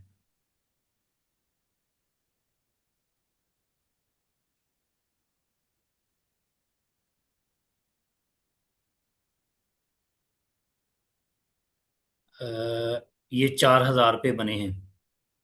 अच्छा, अब देखिएगा यहाँ पे हमारी ट्रायल बैलेंस जो है इसकी दोनों साइड्स बराबर हैं। हमने एक जगह पे सिर्फ स्टॉक अपना रिकॉर्ड किया कि ये मेरे पास ओपनिंग स्टॉक पड़ा हुआ है। तो इसमें क्या किया है हमने कि हमने सिस्टम को, एंटी ग्रेविटी को, जब हमने उसको कहा कि हमने अपनी प्रोडक्ट का ओपनिंग स्टॉक डालना है, तो इसके लिए हमारा जो पीछे प्रॉपर अकाउंटिंग एसेट्स ऐड निज़ाम है किया। वो बनाओ। तो उसको हमने दो अकाउंट्स बताए हैं कि भाई हमारी जो एंट्रीज हैं इन दो अकाउंट्स में जाना चाहिए। ठीक है जी, उसके लिए हमने उसको बताया कि जैसे कि हम बिजनेस स्टार्ट कर रहे हैं तो ये हमारी इक्विटी तो बनेगी। ठीक है जी, अब इक्विटी क्या है, जैसे मैंने जिक्र किया था वो लाइबिलिटी भी हो सकती है और वो असासा भी हो सकती है। तो जब वो असासा होती है तो इक्विटी हमारी जो है उसका बैलेंस बढ़ रहा होता है, इक्विटी क्रेडिट होती है, असासा डेबिट होता है। ठीक है जी, अभी हमने ओपनिंग स्टॉक डाला तो ये हमें बता रहा है कि आपके करंट एसेट के अंदर ही आ रहा है, वो देखें इन्वेंट्री में 4,000 रुपये आ गए। कह रहा है कि 4,000 रुपये की आपने इन्वेंट्री जो है वो आपने अपने बिजनेस में डाल ली है। हमने एक ही जगह पे प्रोडक्ट में ओपनिंग बैलेंस डाला, उसके दोनों जगह पे जो इफेक्ट्स हैं वो सिस्टम ने खुद ही बना दिए। ये बता रहा है आपको फिनिश गुड्स हैं, इसका लेजर भी हम जाके देख लेते हैं। तो जैसे कि मैंने आपको बताया था कि जो भी हमारा असासा होता है, एसेट होता है, उसमें जब अजाफा होता है तो उसका बैलेंस जो है वो डेबिट साइड पे लिखा जाता है। ये आपने देखा है, इसका बैलेंस जो है अभी डेबिट साइड पे लिखा गया। और इसकी यहाँ पे वोचर नंबर खुद ही उसने जनरेट कर दिया, वोचर टाइप जेवी है, वोचर नंबर, और नरेशन उसने ओपनिंग स्टॉक प्रोडक्ट नंबर 1 उसका नाम आगे डाल दिया, सारी चीजें खुद ही उसने मैनेज कर दी। तो एक तरफ तो इधर है, अब दूसरी तरफ कहाँ पे कि हम बिजनेस ओपनिंग स्टॉक डाल रहे हैं तो ये हमारी इक्विटी है। इक्विटी जैसा कि कह लें कि बिजनेस की लाइबिलिटी भी हो सकती है, ये बिजनेस की लाइबिलिटी साइड पर जाएगा, एक तरफ एसेट में दूसरी तरफ लाइबिलिटी साइड पे जाएगा। तो इक्विटी के अंदर ओपनिंग बैलेंस इक्विटी, उसमें ओपनिंग एडजस्टमेंट्स हैं, और वो कहाँ पे जा रहा है अभी, ये हमारा 4,000 ये कह रहा है ओपनिंग स्टॉक इक्विटी एडजस्टमेंट। अच्छा, ये इन दोनों खातों में क्यों आया, क्योंकि ये मैंने एंटी ग्रेविटी को या कोडेक्स को बताया था कि जब मैं प्रोडक्ट सेव करूंगा तो मेरे जो बैलेंसेस हैं वो इन खातों में जाना चाहिए। तो यहाँ तक आपको कोई बातें क्लियर हो रही हैं? जी जी, हो रही है। बाकी लोगों को भी हो रही? मेरा ख्याल एक तनवीर भाई की ये आवाज़ आती है, बाकी काशिफ भाई नहीं बोल रहे। जी भाई बेगम के साथ मसरूफ होंगे।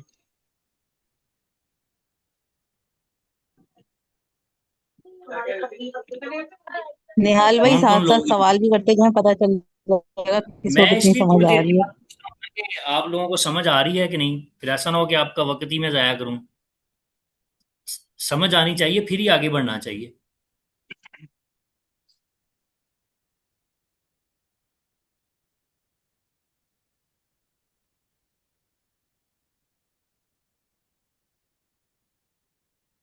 क्या ख्याल है, मुझे बताइएगा, यहाँ तक समझ आ रही है? आप लोगों को समझ आई कुछ चीज़ों की?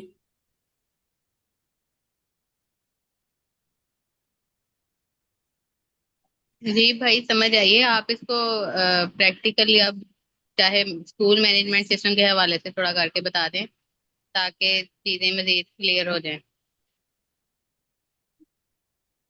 अच्छा, नहीं, स्कूल मैनेजमेंट के हिसाब से वो हम बाद में डिस्कस कर लेंगे। अभी यहाँ पर जो है, आप, मैं चाहता हूँ आप लोगों को डबल एंट्री क्या होती है, और एसेट्स में या लाइबिलिटीज में या एक्सपेंसेस में या इनकम में बैलेंसेस जो हैं वो कैसे डेबिट होते हैं या क्रेडिट होते हैं, वो चीज़ आपको समझ आ जाए।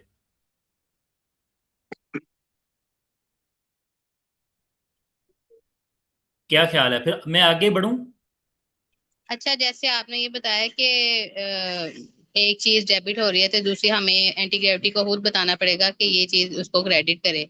तो क्या हाँ, ये चीजें वो खुद नहीं समझेगा कि अगर एक चीज हम एसेट में अगर डेबिट हो रही है तो दूसरी तरफ वो खुद ही उसको समझ के तो क्रेडिट कर दे, कि हमें खुद डिफाइन करना पड़ेगा इसे।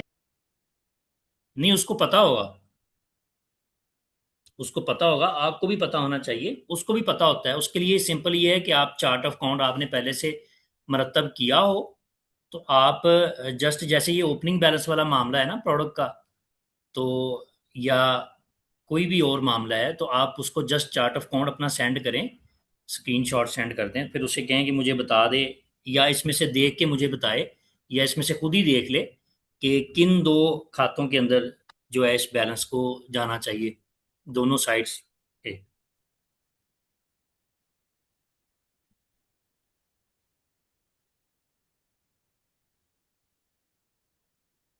क्या ख्याल है? अच्छा, हम इसको डिस्कस करते हैं। जैसे मैंने कहा था कि ये कोई 1 घंटे में या 2 घंटों में प्रॉपर आपको वो नहीं है कि आप इसके ऊपर आपको कमांड हासिल हो जाएगी। तो थोड़ा डिस्कस करते हैं चीज़ों को, फिर दोबारा इसको बाद में कभी मौका मिला फिर 1-2 क्लासेस रख लेंगे जिसमें डिस्कस कर लेंगे, या इसमें ग्रुप्स में हम डिस्कस करते रहेंगे।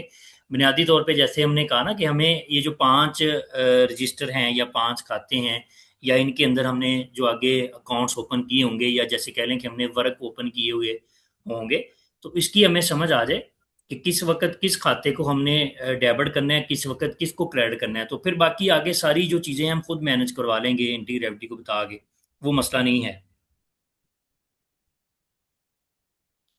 ये देखें, ये जो एक मिसाल है अभी आपको दी है ओपनिंग स्टॉक वाली, तो इसमें तो आपको क्लियर हो गया ना। यानी इतना तो आपको पता चला अभी तक कि दो जगहों पे इफेक्ट जाना चाहिए। ये डबल एंट्री यही होती है कि तरफ, दोनों तरफ आपने लिखना होगा। जैसे कि इस ओपनिंग स्टॉक वाले मामले में आप क्या करते हैं, आप कहते हैं मेरे पास प्रोडक्ट पड़ी हुई है, 4,000 रुपये की मेरे पास प्रोडक्ट है। वो आपने प्रोडक्ट वाली एक जो सफ़ा मुफ्तिक्स किया हुआ है, ये एक खाता उसमें लिख दिया। अब ये आपने बिजनेस में आपका असासा है, तो बिजनेस आप शुरू कर रहे हैं। दूसरी तरफ आपकी जो इक्विटी होगी उसमें भी आप 4,000 लिखेंगे कि ये 4,000 रुपये मैंने सरमाया बतौर प्रोडक्ट्स अपने कारोबार में डाला है। या 1 लाख रुपए जो सरमाया है वो आप इक्विटी में लिखेंगे कि 1 लाख रुपया मैं अपने बिजनेस में ऐड कर रहा हूँ। ठीक है, इक्विटी में आपने लिख लिया। अब दूसरी तरफ वो पड़ा कहाँ पे है, वो आप कहेंगे कि मेरे पास जो कैश इन हैंड है उसका जो खाता है उसमें आप लिखेंगे कि यहाँ पे 1 लाख रुपया मैंने लगाया, वो यहाँ 1 लाख रुपया है। और दूसरी तरफ आपने एशिया लगाई, तो आप इक्विटी के अंदर आपने लिखा, जैसे मैं आपको यहाँ पे खोल के दिखाता हूँ। ये देखें, ये इक्विटी के अंदर आपका बैलेंस जो है वो 1,04,000 रुपये हो चुका है। ठीक है जी। दूसरी तरफ असासा जात में भी 1,04,000 हो चुका है, लेकिन असासा जात में ये दो जगहों पे है। एक आपके पास जो है वो कैश एंड बैंक में है, 1 लाख रुपए। दूसरी जगह इन्वेंट्री में है 4,000 रुपये। ये मजीद इसकी क्लासिफिकेशन है। इसको सिर्फ हम करंट एसेट में भी रख सकते थे, जैसे कि टोटल इसका करंट एसेट में ही जा रहा है। देखिए करंट एसेट 1,04,000 हो चुके हैं आपके। ये नीचे उसकी क्लासिफिकेशन है, हम ना भी करें, हम जस्ट करंट एसेट के अंदर इसको डालते जाएं, वो भी मसला नहीं। इसमें नरेशन हम लिख सकते हैं कि ये 4,000 रुपये की इन्वेंट्री है, ये 1 लाख रुपए कैश है, लेकिन इसकी आगे क्लासिफिकेशन कर लेना कि करंट एसेट के अंदर ये एडवांस टू एम्प्लाई, जैसे मुलाजमीन को हमने एडवांस दिया हुआ है, ये अकाउंट रिसीवेबल है। ये ट्रेड डेप्टर हमारे जो हमसे परचेज करेंगे, जिनको हम सेल करेंगे, जब वो उधार करेंगे तो उनका उधार यहाँ पे लिखा जाएगा। ये उनका सारा यहाँ पे शो होगा फिर बाद में। ठीक है जी। तो इस तरह ये इक्विटी, आप कह रहे हैं कि मैंने 1,04,000 रुपये अपने पास सरमाया जो है बिजनेस में डाला, तो वो बिजनेस में कहाँ पे पड़ा हुआ है, वो दूसरी तरफ उसके फैक्ट्स जा रहे हैं। ठीक है जी, अभी आगे बढ़े हम। आगे बढ़ने से पहले ना एक बात बताइए नियान भाई। इसको जी जब जी, हमने पूछें। एंटी ग्रेविटी से बनवाना है, तो इसका फ्लो हम क्या रखेंगे, मतलब कैसे स्टार्ट करेंगे बनाना है? आप कहते हैं कि मैं कोई भी बिजनेस मैनेजमेंट या कोई स्कूल मैनेजमेंट सिस्टम बनाना चाहता हूँ, तो सबसे पहले क्या बनाएंगे? फ्लो क्या रखेंगे इसका जी? उसमें देखें, सबसे पहले आपको चार्ट ऑफ अकाउंट बनवाना पड़ेगा, क्योंकि आपकी कैसे सारी मतलब? बाद में जाके इन्वेंट्री है, फिर सेल है, परचेज है, ये सारी चार्ट ऑफ अकाउंट से पीछे इंटीग्रेट होंगी। और चार्ट ऑफ अकाउंट ही उनको आगे जाके फिर उसमें से नफ़ा नुकसान मैनेज कर रहा होगा, एसेट्स को मैनेज कर रहा होगा, लाइबिलिटीज़ को मैनेज कर रहा होगा।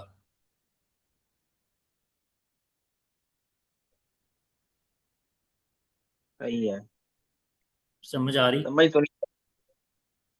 कोई नहीं, इसको हम फिर बाद में दोबारा दोहरा लेंगे, फिर आपको ज़्यादा चीज़ें क्लियर हो जाएंगी। अभी देखिए, ये इसने बिजनेस शुरू कर लिया। 1 लाख रुपए के इसके पास सरमाया पड़ा है, जिसमें 4,000 की प्रोडक्ट्स हैं, 1 लाख रुपए नकद पड़े हुए हैं। तो अभी हम नेक्स्ट मिसाल लेते हैं कि ये जो ना वो सेल करता है किसी को, ये इनवाइस बनाएगा।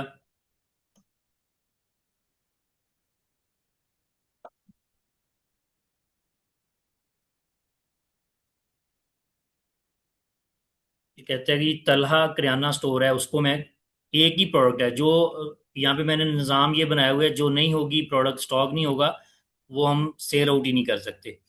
ये हमने इसके 20 यूनिट डाले थे ओपनिंग, ये स्टॉक इसका यहाँ पे शो हो रहा है, इसमें से हम जो है वो 10 यूनिट सेल कर देते हैं।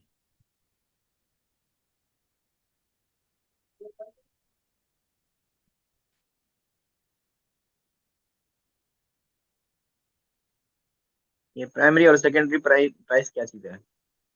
ये प्राइमरी सेकेंडरी से मुराद ये है कि ये यहाँ पे मैंने डाले हैं इसके सेकेंडरी यूनिट। इसका प्राइमरी यूनिट हो सकता है कि इसका बॉक्स हो सकता है, उसके सही बॉक्स है। में मुमकिन है कि 100 यूनिट हों या 200 यूनिट हों, ये इसका प्राइमरी क्वांटिटी होगी। ये इसकी सेकेंडरी क्वांटिटी आगे जैसे हम आमतौर पे कुछ स्टॉक परचेज करते हैं, उसके हमें कॉटन मिलते हैं, तो कॉटन के अंदर मुमकिन है 10 20 25 या 100 50 200 यूनिट हों। तो ये प्राइमरी क्वांटिटी कहती है कि कॉटन है, और सेकेंडरी क्वांटिटी से मुराद ये है कि उस कॉटन के अंदर कितने यूनिट होते हैं। आपका जो बेस यूनिट है ये 10 यूनिट, हम यहाँ पे सेकेंडरी यूनिट में ही हम इसको करते हैं। अगर प्राइमरी में भी करेंगे तो वो खुद ही इनको कन्वर्ट कर लेगा, ये एक अलग मैटर है, ये अलग चीज़ है। हमने जस्ट यहाँ पे देखना है कि हमने 20 यूनिट अपने बिजनेस में शुरू में हमारे पास थे, जब बिजनेस शुरू किया, तो अभी हम सेल कर रहे हैं। हमने यहाँ पे देखें 10 यूनिट सेल किए। कस्टमर यहाँ पे सिलेक्ट करना ज़रूरी होता है, जिसको हम सिलेक्ट कर रहे हैं, सेल आउट कर रहे हैं। तो अभी यहाँ पे हम इसको सेल कर देते हैं। तो ये 10 यूनिट इसको सेल हो गए, 2500 रुपये में हमने इसको सेल कर दिया। हम यू इनवाइस को सेव करेंगे, इसके सारे जो इफेक्ट्स हैं वो खुद ही पड़ जाएंगे। अभी हम जाके अपना इफेक्ट्स सबसे पहले जो है वो इफेक्ट्स से पहले ट्रायल बैलेंस देखेंगे। क्या कह रहे हैं? इफेक्ट्स से पहले मुझे ये बताएं कि हमने जी जी जो 10 से 30 जो सेल किए हैं, ठीक है, उनकी प्राइस हम जी खुद जी। डिसाइड करेंगे कितने प्राइस पे होगी उसकी। नहीं, प्राइस उनकी, प्राइस का निज़ाम मुख्तलिफ तरीकों से बना सकते हैं। हम खुद भी लिख देंगे तो उससे फ़र्क कोई नहीं पड़ना। तो लेकिन ये होता है कि आम तौर पे हमने जब प्रोडक्ट सेव करते हैं तो उसके साथ, जैसे मैं आपको दिखा भी देता हूँ कि ये जो हमारी प्रोडक्ट है ABC, उसके साथ हमने उसकी प्राइसेस को सेव करवाया होता है, और यूं ही हम इसको सिलेक्ट करेंगे इसकी प्राइसेस जो हैं वो लोड हो जाएंगी। जैसे देखिएगा यहाँ पे इसकी परचेज प्राइस भी मैंने सेव की हुई है, और आगे इसकी मुख्तलिफ प्राइसेस मैंने, जैसे कि ये फाइलर और नॉन फाइलर्स के लिए दो प्राइसेस हैं। फाइलर के लिए एक सेल प्राइस है, एक मिनिमम प्राइस है। इस तरह नॉन फाइलर के लिए मैंने सेव कराई हुई। ये आप मुख्तलिफ तरीकों से इसको कर सकते हैं, वो एक अलग लंबा आगे चक्कर है। तो आपने जो भी सेव कराई होगी वो यूं ही आप प्रोडक्ट सेलेक्ट करेंगे, वो प्राइस इसकी लोड हो जाएगी। अच्छा, ना भी लोड हो, आप मैनुअली भी लिख दें तो उससे अकाउंटिंग को कोई फ़र्क नहीं पड़ेगा। अकाउंटिंग के जो रूल्स हैं वो अलग चीज़ है। प्राइस आपने ऑटो बनानी है या मैनुअली बनानी है वो अलग चीज़ है। आमतौर पे ऑटो ही होती है। सॉफ्टवेयर का फ़ायदा यही है कि प्राइस आपने प्रोडक्ट के साथ सेव की हो, ताकि यूज़र, अगर उसमें सैकड़ों प्रोडक्ट्स हैं तो यूज़र को तो पता नहीं होगा कौन सी कितने की है, तो उसके साथ सेव करवाना पड़ती है पहले से। तो यूं ही वो प्रोडक्ट को सिलेक्ट करता है, तो फिर उसकी प्राइस जो है ना वो सिस्टम ऑटो उठा लेता है। अभी हम यहाँ पे देखेंगे कि इसके जो फैक्ट्स हैं वो क्या क्या चीज आगे पड़े हैं पढ़ने में? हमारी।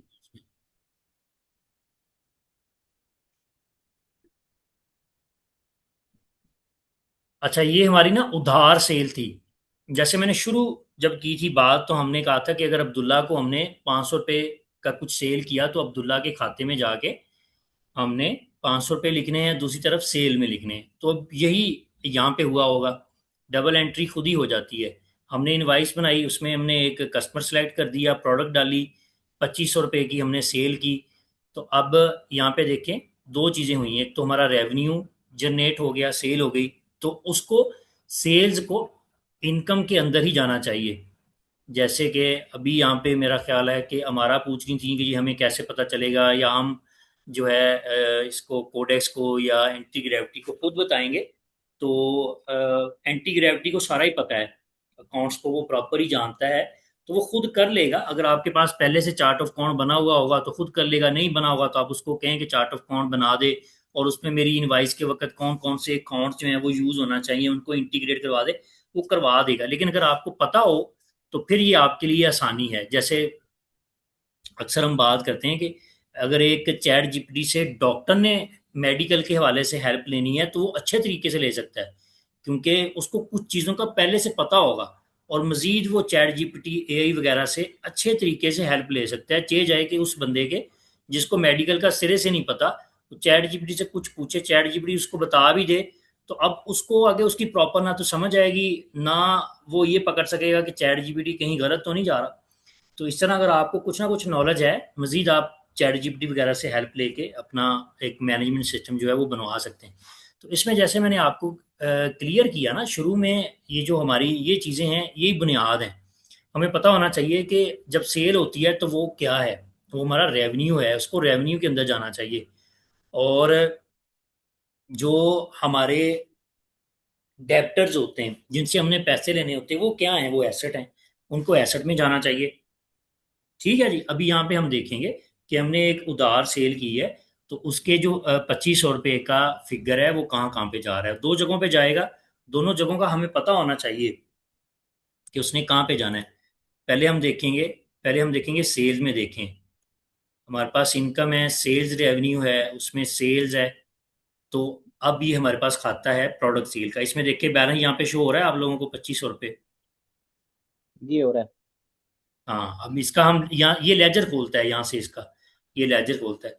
जैसे मैंने जिक्र किया था कि हमारे पास पांच जो एलिमेंट्स हैं, एसेट, लाइबिलिटी, इक्विटी, इनकम और एक्सपेंसेस, इनमें तीन की नेचर एक है बैलेंस रिकॉर्ड करने के हवाले से, दो की एक है। इनकम, इक्विटी और लाइबिलिटी जो है इनकी नेचर ये है कि जब इनमें इजाफा होता है तो बैलेंस क्रेडिट साइड पे जाता है। अभी देखिए हमारी सेल हुई है तो बैलेंस किधर है, क्रेडिट पे गया। क्रेडिट साइड पे। क्रेडिट पे गया। हाँ, अब इसके मद्दे मुकाबल जो दूसरा खाता जो भी होगा, वो एक अलग मैटर है कि कौन सा है, जो भी होगा उसको डेबिट ही होना चाहिए, वो क्रेडिट नहीं हो सकता। अगर वो भी क्रेडिट हो रहा है तो फिर ये गलत हो रहा है, क्योंकि अगर एक साइड पे डेबिट आप कर रहे हैं तो दूसरी पे क्रेडिट होना लाजमी है। सेल्स को आप क्रेडिट कर रहे हैं तो इसके इवज आपके पास या तो पैसा आएगा या एक बंदा होगा जिसने पैसे देने हैं। अब या तो फिर आप पैसे को डेबिट करेंगे या उस बंदे को डेबिट करेंगे। ठीक है जी, एक तरफ का फैक्ट हमने देख लिया, सेल्स होगी, इनवाइस नंबर आ गया, उसकी नरेशन आ गई। ये यहाँ पे नरेशन में बताया भी जा रहा है कि cell invoice for Talha kirana store. ठीक है जी। अब हम दूसरी तरफ जाके हमारा जो खाता होगा वो एसेट्स के अंदर ही होगा, क्योंकि जिनसे हमने पैसे लेने होते हैं वो कहाँ पे हम रखते हैं उनको, एसेट्स में।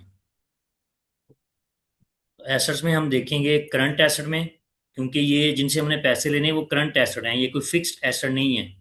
करंट एसेट में हम देखेंगे ये हमारे पास अकाउंट रिसीवेबल के अंदर आएगा। ट्रेड डेबिटर, ट्रेड डेबिटर के अंदर आप देखें बैलेंस यहाँ पे किस साइड पे आ रहा है, डेबिट साइड पे। यहाँ पे सेल्स में आप देखें जाके, सॉरी मैं आगे चला गया, सेल्स रेवेन्यू, सेल्स में 2500 रुपये इधर क्रेडिट साइड पे आ रहे हैं, उधर आपके एसेट्स में अकाउंट रिसीवेबल में यहाँ पे 2500 रुपये आ रहे हैं। ये होता है डबल एंट्री और डबल इफेक्ट।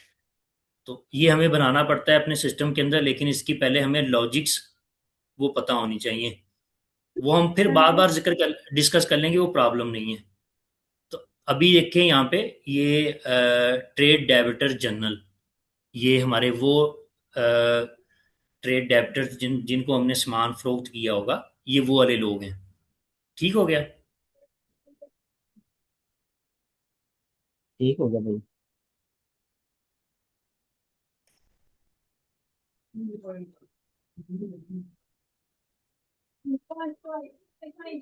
अभी यहाँ तक चीजें समझ आ रही हैं। जी जी, कुछ तो समझ आई है। हम्म, हमारा कहाँ पे है, आपको समझ आ रही।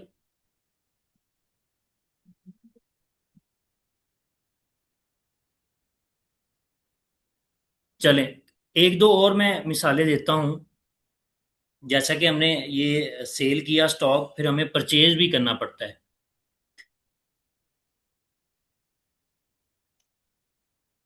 परचेज के लिए ये हमारे पास परचेज मॉड्यूल है, इसके अंदर हम जाएंगे, परचेज इनवाइसेस हैं। इसमें सप्लायर मैंने सब कुछ वो पहले से सेव किया हुआ है, हम क्रिएट न्यू परचेज करेंगे। अच्छा, इसमें एक और आपको मैं इफेक्ट यहाँ पे दिखा दूँ। पहले रिपोर्ट्स में जाते हैं।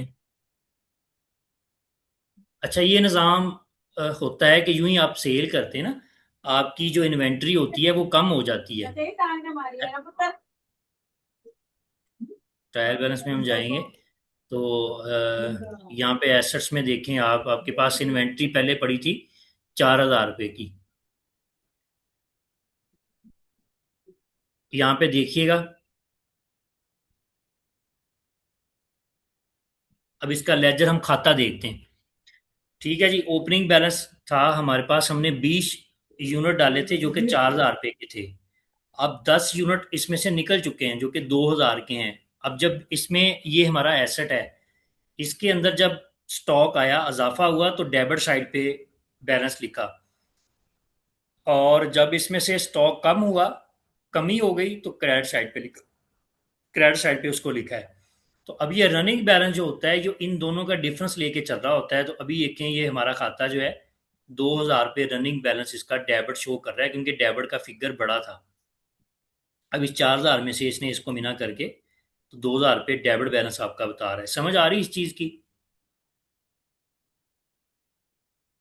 नहीं, इसकी समझ नहीं आई। हाँ, ये जब हम सेल हमने किया ना, तो इसके पीछे ये भी हमने निज़ाम बनाया हुआ है कि जब हम इनवाइस बनाते हैं, अपनी प्रोडक्ट्स को सेल करते हैं, तो वही खाता जिसमें जब हमने प्रोडक्ट का ओपनिंग बैलेंस डाला था, ठीक है। ओपनिंग बैलेंस जब हम डाला, जब हमने, तो इस खाते में 4,000 रुपये उसकी कैलकुलेशन होके डेबिट साइड पे बैलेंस आ गया था। जब हमने ठीक है, सेल ठीक है, कर समझ दिया, आ गई, आ गई समझ। 20 यूनिट थे, जब हमने सेल कर दिया तो यहाँ पर भी एंट्री हुई है, 2,000 रुपये का स्टॉक जो है वो सेल आउट हो गया, क्योंकि 10 यूनिट सेल आउट हुए हैं। मैंने इसलिए 10 किए थे ताकि ये चीज़ आपको यहाँ पे राउंड फिगर हो, वो आसानी से समझ आ जाए। ये 20 यूनिट थे, 4,000 रुपये के डेबिट साइड पे बैलेंस आ गया, 10 यूनिट सेल हो गए तो क्रेडिट साइड पे बैलेंस गया। अच्छा, अब यहाँ पे क्रेडिट साइड पे बैलेंस गया है, तो इसका मतलब एक कोई और जगह है यहाँ पे ये 2,000 रुपये डेबिट साइड पे गए होंगे। इसलिए देखिए हमारा जो ट्रायल बैलेंस है ये बराबर आ रहा है, इसमें 1,08,500 रुपये है डेबिट साइड पे, 1,08,500 रुपये हैं क्रेडिट साइड पे। समझ आ रही? सही है।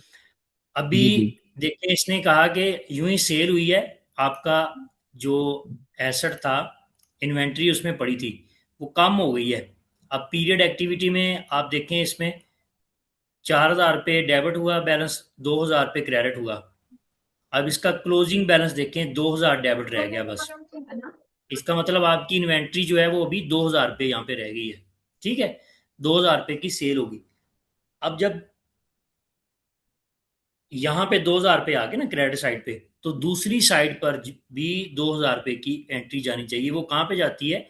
वो एक खाता होता है कॉस्ट ऑफ गुड्स सोल्ड, कि यानी आपने जो चीजें सेल की हैं वो असल में आपको पड़ी कितने में थी, तो उसी अमाउंट से एंट्री होती है, वो कास्ट ऑफ गुड्स सोल्ड की एंट्री होती है, जो एक साइड पे आपकी इन्वेंट्री को कम कर देती है, दूसरी साइड पे आपका जो खर्चा होता है उसको बढ़ा देती है। समझ आई?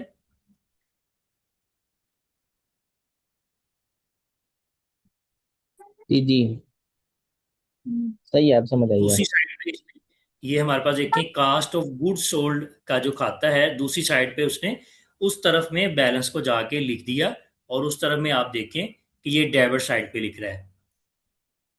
ये कह रहा है कि cell invoice for Talha kirana, इस इनवाइस के अगेंस्ट आपने जो चीजें फरोख्त की हैं वो बेसिकली आपको 2,000 में पड़ी थी। ठीक हो गया?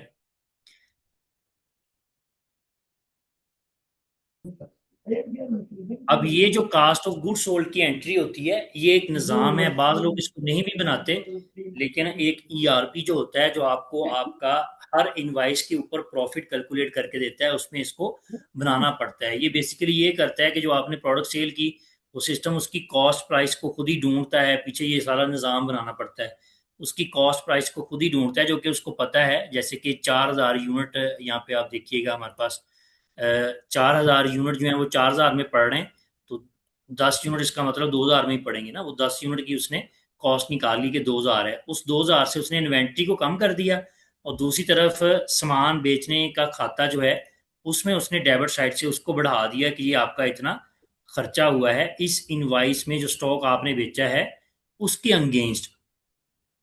अभी अगर हम अपने प्रॉफिट एंड लॉस रिपोर्ट को जाके देखेंगे तो उसके ऊपर भी वो ऑटो प्रॉपरली वो बन चुकी होगी। सॉरी, ये बैलेंस शीट है, ये हमने देखनी होगी प्रॉफिट एंड लॉस स्टेटमेंट। अब इसके अंदर देखें, ये कह रहा है कि आपने सेल की है 2500 रुपये में, इतने में ही हमने इनवाइस बनाई थी ना। जी। और उसके बाद वो आपको कह रहा है कि purchase cost of all brands, इसके अंदर एंट्री गई है 2000 रुपये की, तो नेट प्रॉफिट आपको बता रहा है 500 रुपये। ऐसे ही होना चाहिए ना। हमने 200 सही रुपये होना पर चाहिए। पर यूनिट कॉस्ट हमने रखी थी ओपनिंग स्टॉक डालते वक्त। 20 यूनिट्स जो हैं वो हमने रिकॉर्ड किए कि हमारे पास पड़े हुए हैं, हम बिजनेस बिजनेस में उनको शामिल कर रहे हैं। उसके बाद हमने 10 यूनिट को 250 के हिसाब से सेल किया।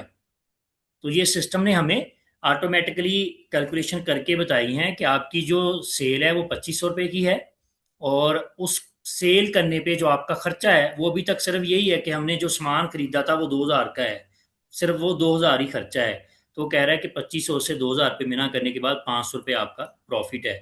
इसमें ये नेट प्रॉफिट बता रहा है, यहाँ पे ग्रॉस बता रहा है पहले, फिर उसके बाद यहाँ पे एक्सपेंसेस को भी मिना करेगा, अगर कुछ हुए तो फिर आपको नेट प्रॉफिट बताएगा।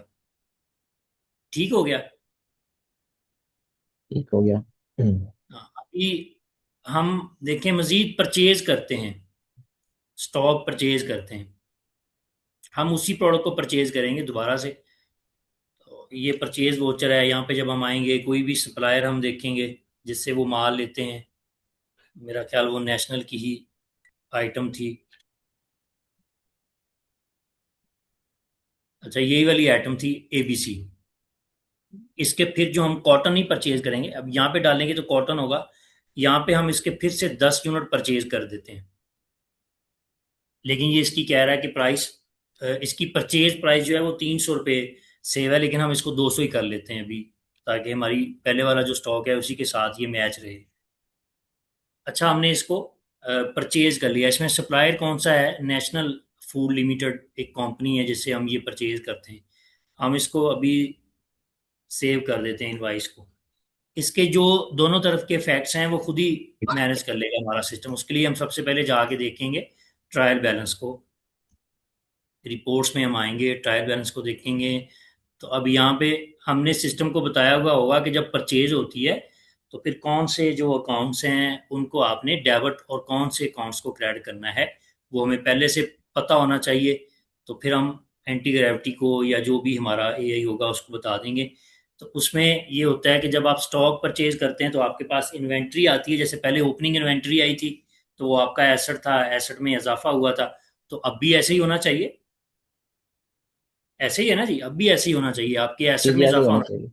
यहाँ पे देखिएगा इन्वेंट्री में आपके पास इन्वेंट्री कितने की होगी। अभी टोटल आप देखेंगे यहाँ पे इसका क्लोजिंग बैलेंस देखेंगे तो 4000 रुपये, यानी 10 यूनिट पहले हमने सेल कर दिए थे, 10 फिर परचेज कर लिए, तो वही शुरू वाला बैलेंस हो गया, 4000 रुपये हो गए।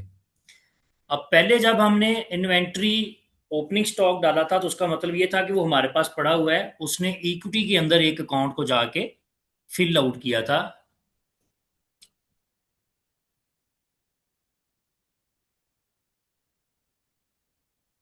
जो कि इसमें सॉरी इक्विटी इक्विटी। के अंदर जो कि ओपनिंग बैलेंस इक्विटी था उसके अंदर ये वाला था। ये देखिए ओपनिंग स्टॉक इक्विटी जो कि 4000 थी हमारी क्रेडिट साइड पे, इधर डेबिट साइड पे पहले 4000 रुपये थे। तो अभी फिर 2000 रुपये डेबिट साइड पे आ गए, तो अब 2000 रुपये फिर क्रेडिट साइड पे जाएंगे। वो कहाँ पे जाएंगे? वो आपकी लाइबिलिटी बनेगी, क्योंकि सप्लायर जिससे आपने परचेज किया उसको पेमेंट अभी आपने करनी है, तो वो आपकी लाइबिलिटी बन गई। तो लाइबिलिटी अकाउंट्स पेबल के अंडर आती है। अकाउंट पेबल उनको कहते हैं जिनको आपने पैसे देने हो। उसके अंदर ट्रेड क्रेडिटर जनरल, अब इनको आप देखेंगे, इनको इसने इनका बैलेंस बढ़ गया, यानी इनके देने वाले जो हैं वो बढ़ गए।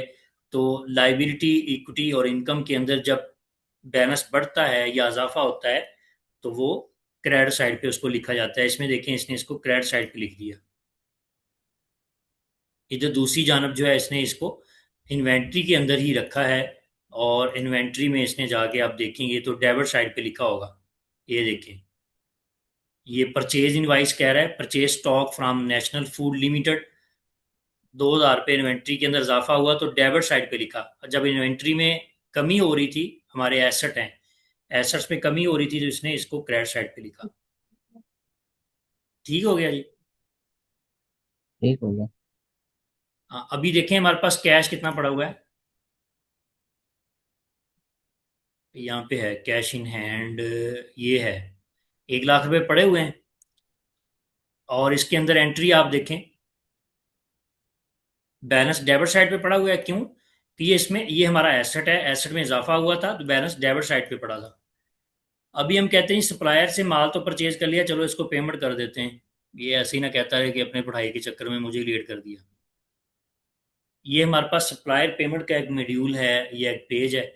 इस पे हम जाएंगे तो हम सप्लायर सेलेक्ट करेंगे किसको पेमेंट करनी है। हमने नेशनल फूड से स्टॉक परचेज किया था, इसको हमने सेलेक्ट कर लिया। अब नीचे यहाँ पे आ गए तो यहाँ पे हमारे पास चार्ट ऑफ अकाउंट से सारे अकाउंट्स हमारे पास शो हो रहे हैं कि जिनसे हम पेमेंट कर सकते हैं। तो जिसमें बैलेंस है उसी से करेंगे। 1 लाख रुपए हमारे पास पड़ा हुआ है ना कैश इन हैंड में, हम इससे पेमेंट कर देंगे इसको। हम कहते हैं कि सारे तो नहीं दे सकते अभी भाई, आपको 30,000 रुपये दे देंगे। ठीक है जी। अब ये 30,000 रुपये हमने इसमें नरेशन लिख देते हैं। लिया तो 6,000 का था। हाँ जी। लिया तो हाँ 6,000 सॉरी, का था, 30,000 दे रहे हैं। मैंने देखा भी नहीं। इसको ज़्यादा हम कर रहे हैं, इसको 3,000 कर देते हैं चलें। तीन नहीं, 6 का नहीं लिया था, वो हमने 2,000 रुपये का लिया था। इसको हम 1,500 रुपये देंगे, ज़्यादा नहीं देंगे।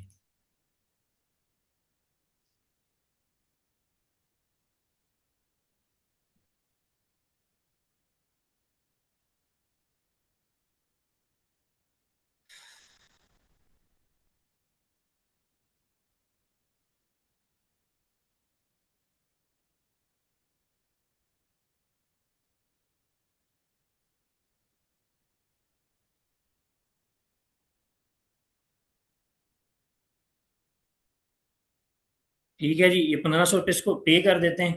तो अभी मुझे आप बताइएगा कि ये इसको पेमेंट करने के बाद जो हमारे अकाउंट्स में इफेक्ट्स हैं वो कहाँ कहाँ पे पड़ने चाहिए, कोई बता सकता है? कैश इन हैंड में तो पढ़ना ही पड़ना चाहिए। हाँ जी, कैश इन हैंड में पड़ना चाहिए। और दूसरी तरफ जब हमने परचेज की थी तो जो अकाउंट उस वक्त क्रेडिट हुआ था, अ, उसी पर इफेक्ट पड़ना चाहिए। तो अब यहाँ से हम देख के समझेंगे कि जब कैश इन हैंड हमारे से जा रहा है, हम पे कर रहे हैं, तो ये हमारा एसेट है। एसेट जब कम होता है तो वो क्रेडिट होता है। अब ये 1,500 रुपये जो हैं ये कैश इन हैंड के खाते में क्रेडिट साइड पे जाके लिखे जा चुके होंगे। हम फिर से जाते हैं अपने ट्रायल बैलेंस रिपोर्ट में, वहाँ पे इसके लेजर्स को भी ओपन करके देख लेंगे। सबसे पहले हम देखेंगे कैश इन हैंड का लेजर। तो उसमें आप देखेंगे अभी क्या हुआ है। 1 लाख रुपए कारोबार शुरू किया था, 1 लाख रुपए हमारे पास कैश इन हैंड में आए, दूसरी तरफ इक्विटी में जाके क्रेडिट हो गए, यहाँ पे डेबिट हुए थे। अभी हमने कैश पे टू नेशनल फूड लिमिटेड कर दिया तो 1,500 रुपये जो हैं वो यहाँ से इसकी क्रेडिट साइड पे लिखे गए। अब इन दोनों का जो डिफरेंस होता है वही रनिंग बैलेंस होता है, वो आपके पास 98,500 रुपये बैलेंस बाकी रह गया। ठीक हो गया। और जो 25 इसी सेल किए तरह थे वो आप किधर वापस गए? जाएंगे तो दूसरा, जब आपने स्टॉक परचेज किया था तो आपकी लाइबिलिटी जो है वो बढ़ चुकी थी। ठीक है जी, लाइबिलिटी आपकी बढ़ चुकी थी। अ, आपकी लाइबिलिटी के अंदर क्या था, कौन सा खाता था? वो था अकाउंट्स पेएबल। अकाउंट्स पेएबल में आपका था ट्रेड डेब्टर जनरल।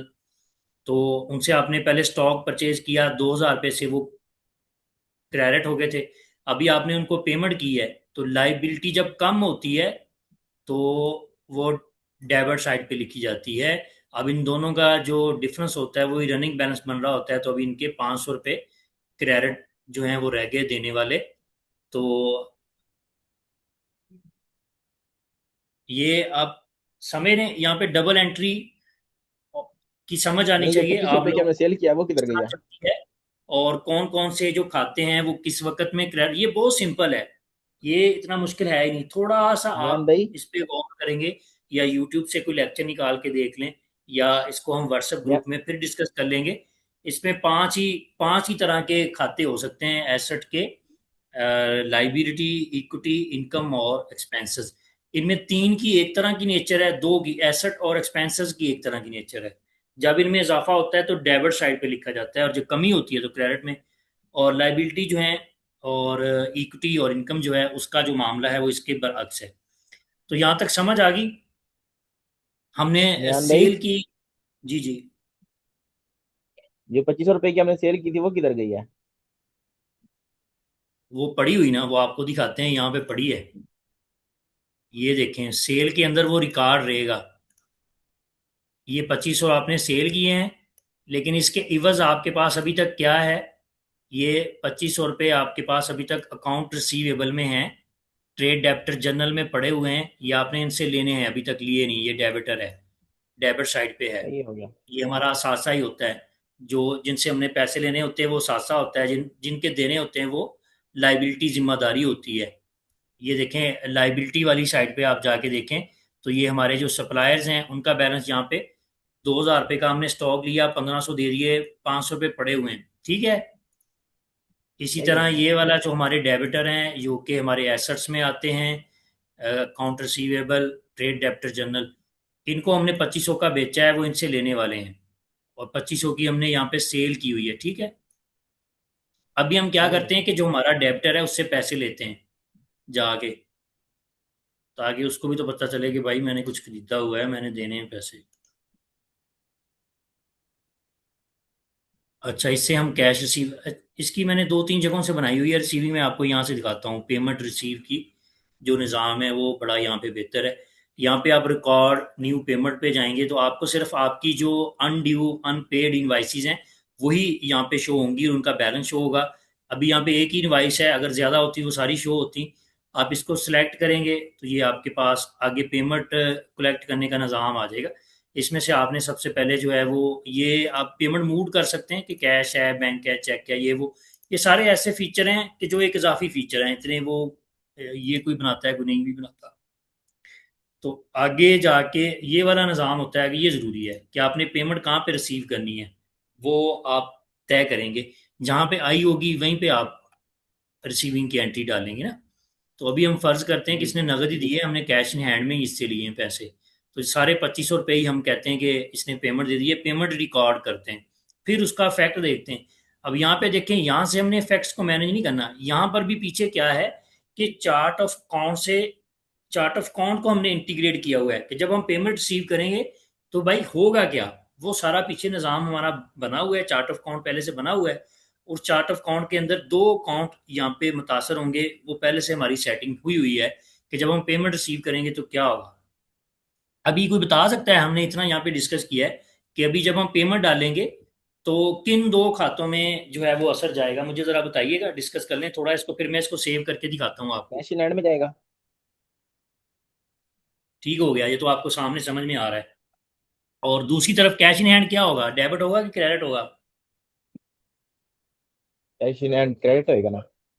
नहीं, डेबिट होगा, क्योंकि कैश इन हैंड में इजाफा होगा। असासा जात के इजाफा हो रहा है, अंदर ठीक है। जो भी ठीक है, चीजें चल। हैं जब उनमें इजाफा होता है तो वो डेबिट होती हैं। भाई ठीक है, यही ठीक है। यही चीजें हैं जो आज हम डिस्कस कर रहे हैं ना जी, इसको हम फिर डिस्कस करेंगे, दो तीन चार दफा डिस्कस करेंगे। और ये चीजें हमें क्लियर होगी तो हम अकाउंटेंट बन गए। सही है। अच्छा यहाँ पे निहान भाई, ऐसा। इसको तो हाँ जी। एक बात, इसको यहीं पे क्लोज करते हैं, ठीक है। अब मुझे ना सिर्फ पीछे ना एक दो के मुझे मैसेज दिए हैं कि बस कर दें, सर से गुजर रहा है तो। क्या चीज? मैं कह रहा हूँ कि इसको ना, इस सेशन को ना, मतलब कि जितना आपने समझाया ना, इतना आज के जी लिए जी। बहुत है। ठीक है। ठीक है। इसको थोड़ा चले, समझने इसको देना इसको मैं सेव तो। करके आपको बस जस्ट दिखा दूं, इसको यूं ही हम सेव करेंगे। जी जी। तो ये यहाँ से इनवाइस इसकी गायब हो जाएगी, अभी कोई भी नहीं है अनपेड। ये अलहदा से फीचर हैं, ये आप कोई कुछ किसी तरह बनाता है, कोई किस तरह बनाता है। तो अब ये चीज़ जो है ये सबके पास सेम ही होगी। यूं ही हमने इससे पेमेंट रिसीव की, हम जस्ट एक कैश इन हैंड का आपको जाके दिखाता हूँ कि ये हमारे पास कैश इन हैंड है। इसके अंदर ट्रांजैक्शन आएगी, डेबिट साइड पे आएगी, देखें 2500 डेबिट साइड पे आ गए और हमारा जो है बैलेंस बढ़ गया। ठीक है जी। ठीक हो गया। मुझे ना एक चीज बताएं कि इसमें एलिमेंट्स क्या क्या होते हैं, फर्ज करो किसी भी एक मिनट रुकिए, उसमें एक जो। मिनट रुकिएगा, मैं आता हूँ।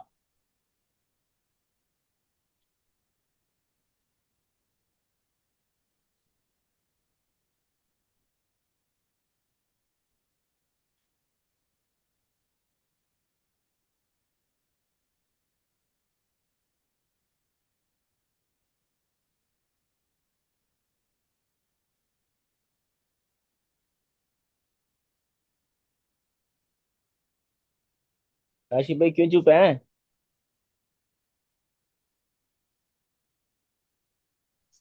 मैं सुन रहा हूँ तनवीर भाई, सुन रहा हूँ। अच्छा जी।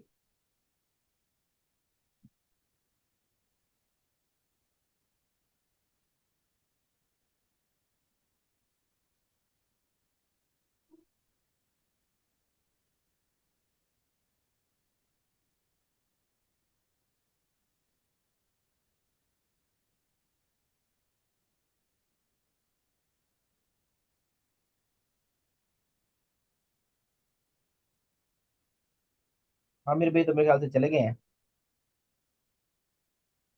हाँ जी, वो काफी देर के लेफ्ट हो चुके हैं मीटिंग से।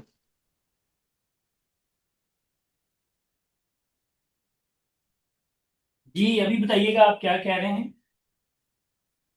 मैं ये कह रहा था कि जो आपके एलिमेंट्स हैं ना, ये जो आपने साइड पे बनाया हुआ है डैशबोर्ड, ये सिर्फ हमें वैसे शो करा दें कि इसमें क्या क्या चीजें हैं। किस चीज में? ये जो आपकी क्या नाम है उसका, हाँ जी डैशबोर्ड में साइड बार इसमें लेफ्ट एक वाली एक चीज जान को। भाई, साइड बार पूछ रहे हैं भाई। अच्छा साइड बार में।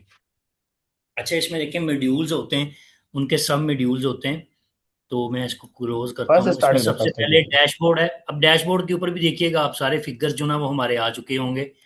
ये आपकी सेल बता रहा है, रिकवरी आपने 2500 रुपये रिकवर कर लिए वो बता रहा है।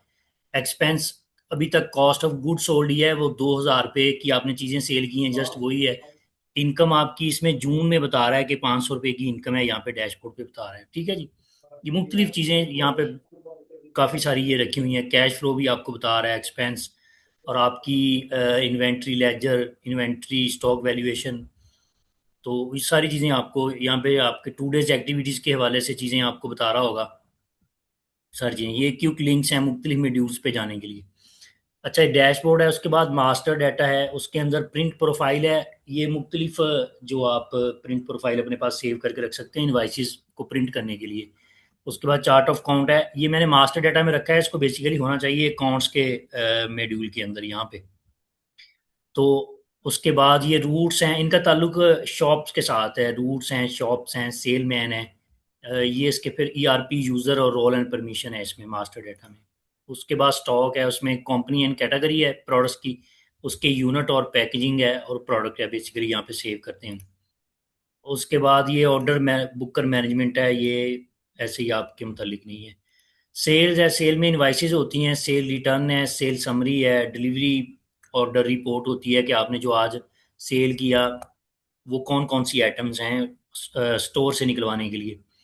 ये पेमेंट रिसीव्ड का मॉड्यूल है, यहाँ पे हमने एक ही पेमेंट रिसीव की है, उसका रिकॉर्ड यहाँ पे एक वोचर उसका नज़र आ रहा है। तो किससे की है, किस इनवाइस के अगेंस्ट की है, किस अकाउंट में की है, वो सारी चीज़ें। कस्टमर रिफंड है, ये यहाँ पे होता है कि अगर आपको कस्टमर ने कोई सेल रिटर्न की है और वो दोबारा आपसे कुछ भी परचेज नहीं करना चाहता, तो फिर यहाँ से उसको पेमेंट रिटर्न हम करेंगे। तो इसी तरह ये परचेज में ड्यूल है, इसमें सप्लायर्स आपके पड़े हुए हैं, परचेज इनवाइसेस हैं, purchase return, purchase order, supplier payments हैं, फिर सप्लायर्स के डेबिट क्रेडिट नोट होते हैं। तो इनकी अलग से तफसील है। फिर स्टॉक एडजस्टमेंट है, स्टॉक अभी कभी आपका रियल में जो है वो कम होता है या ज़्यादा होता है किसी वजह से, उसको यहाँ से एडजस्ट कर सकते ये हैं। डेड स्टॉक भी हो जाता है।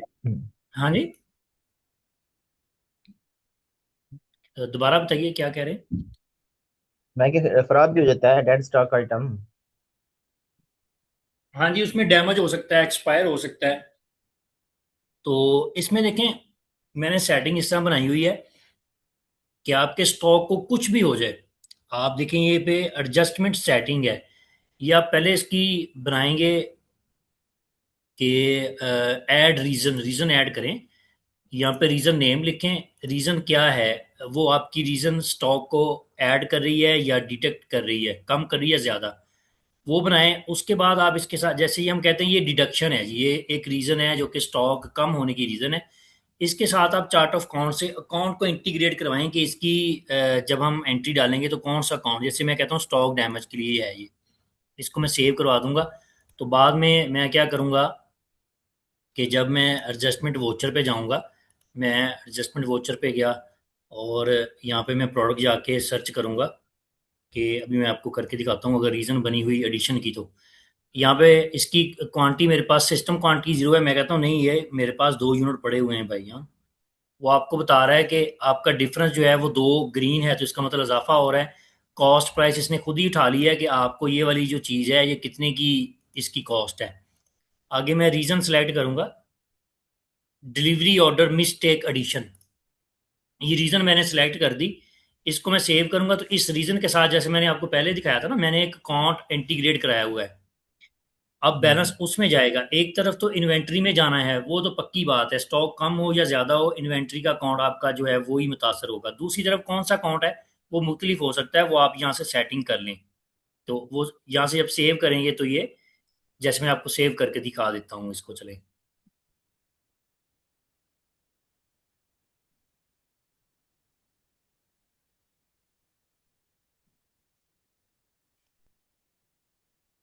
इसमें अभी कोई इशू होगा, ये प्रॉपर सेट नहीं हुआ होगा।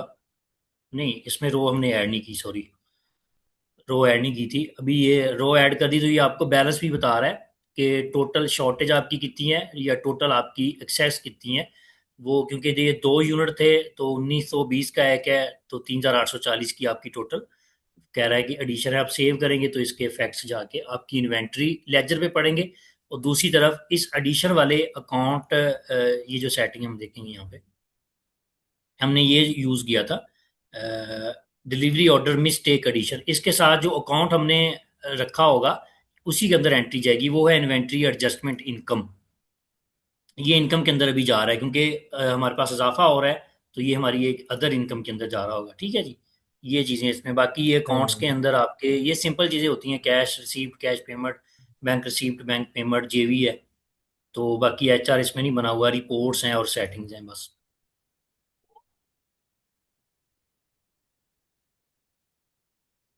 जबरदस्त है माशाल्लाह। ये जो मैं कह रहा होता हूँ ना आप लोगों को ग्रुप में, कि एक प्रॉपर या बड़े लेवल का कोई भी हम मैनेजमेंट सिस्टम जब बनाते हैं तो उस पर वक्त बहुत लगता है।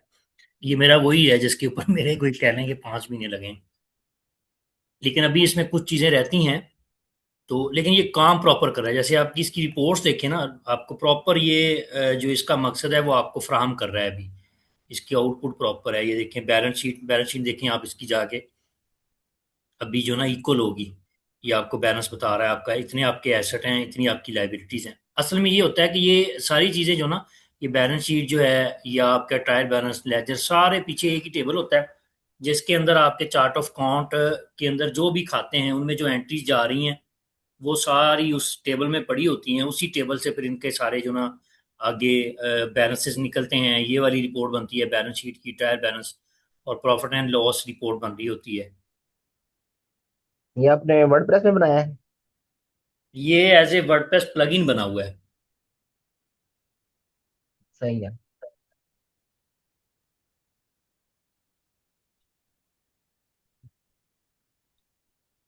तो वो मेरा ख्याल आपने पूछा था एलिमेंट्स क्या होते हैं, वो यही है।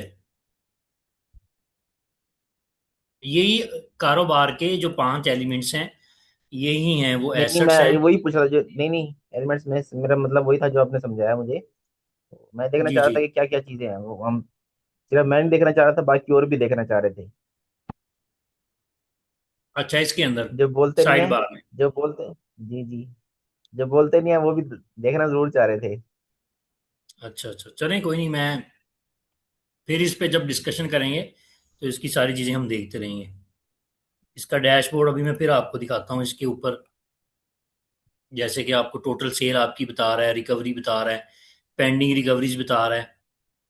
इसी तरह यहाँ पे देखिएगा, ये अकाउंट पेएबल एजिंग बता रहा है आपको कि जो जिनके आपने पैसे देने हैं उनके एजिंग बता रहा होता है कि ये आपने 500 रुपये देने हैं, लेकिन इनका ताल्लुक जो है वो कितने दिनों के साथ है, ये 0 से लेके 7 दिन के साथ है। यानी ये हमने आज ही ट्रांजैक्शन की है, तो ये इसी हफ्ते की ट्रांजैक्शन है जो पेंडिंग पड़ी हुई हमने पैसे देने, ये एजिंग रिपोर्ट होती है। इसी तरह यहाँ पे पेंडिंग रिकवरी 0 है, तो यहाँ पे अकाउंट रिसीवेबल, AR से मतलब अकाउंट रिसीवेबल होता है, तो उनका यहाँ पे कोई डाटा नहीं है। इसी तरह हमारे पास एक ही अभी अकाउंट है कैश इन हैंड, तो उसके अंदर ये बैलेंस बता रहा है 1,01,000 रुपये पड़े हुए हैं। तो यहाँ पे प्रोडक्ट्स का डाटा बता रहा है, लो स्टॉक कह रहा है एक है, आउट ऑफ स्टॉक 12 हैं, 12 के अंदर स्टॉक ही नहीं है। तो लो स्टॉक एक बता रहा है उसमें से एक ऐसी प्रोडक्ट होगी जिसमें स्टॉक थोड़ा है, अपने मिनिमम लेवल से थोड़ा है, तो इसलिए उसका कह रहा है कि एक स्टॉक एक ही ऐसी है जिसमें लो स्टॉक है। तो स्लो मूविंग बता रही है। कैश फ्लो स्टेटमेंट होती है, बड़ी अहम होती है, ये आपको बता रही होती है कि आपके पास किस वक्त कितना कैश था। ये एक्सपेंस का चार्ट है, इसमें यहाँ पे तकरीबन 9 या 8 एक्सपेंसेस आपके जो टॉप होंगे वो शो होंगे। तो इसी तरह ये 2 डेज एक्टिविटी है। आज की आपको परचेज बता रहा है टोटल 2000 है, सप्लायर्स को आपने पेमेंट की है 1500, कस्टमर से रिसीव किए हैं 2500 रुपये। 2 डेज प्रॉफिट जो है वो आपका बता रहा है कि 3840 रुपये है।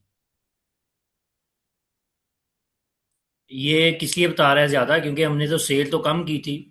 वो नहीं। उधर से कहना थे, किए थे ना, क्या नाम है उसका, एडजस्टमेंट किए थे। हाँ जी, क्या की थी? एडजस्टमेंट हाँ। किए थे।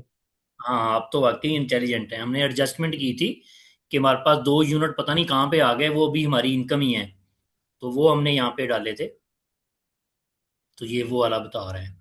ये मेरा ख्याल है अभी 12 बजे तक ये 2 डे तक का इसने जो ना वो प्रॉफिट पहला जो था वो 12 बजे से पहले का था। 500 रुपये वो इसने उड़ा दिए हैं या क्या किया है, यहाँ पे अभी वही एडजस्टमेंट वाला बैलेंस दिखा रहा है। तो इस हाँ तरह जी, वो ये बारह इसमें से चीज। पहले जो है इसलिए। हाँ, वो 12 से पहले की थी, वो उसने खत्म कर दी है। तो ये चीजें इसमें।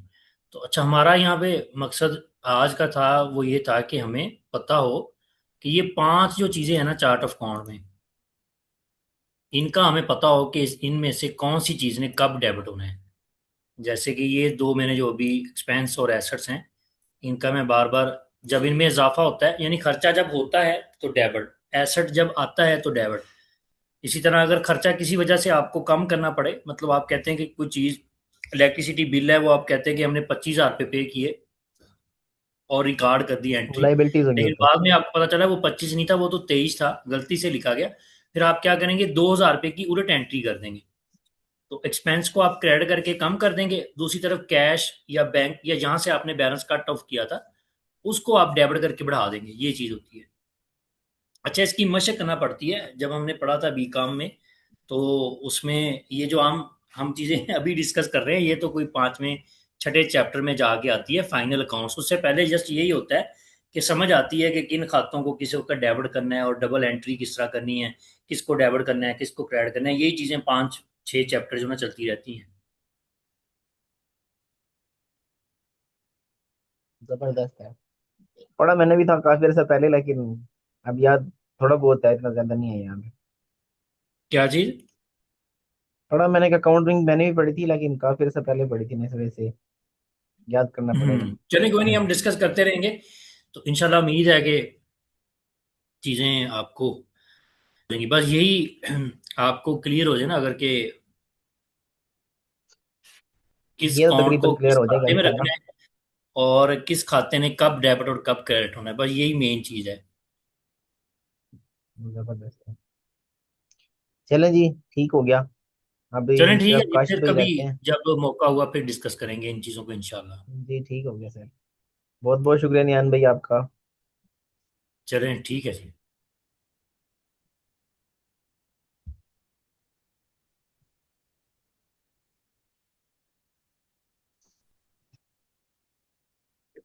अच्छा। अभी तक क्लास चल रही थी, मैंने अभी बैग ज्वाइन किया। चले ठीक है, सब जा रहे हैं। अल्लाह हाफिज। अल्लाह हाफिज। जी जी, अल्लाह हाफिज, अल्लाह हाफिज। बस अभी खत्म कर रहे थे तो बस। ठीक है, अल्लाह हाफिज। अल्लाह हाफिज।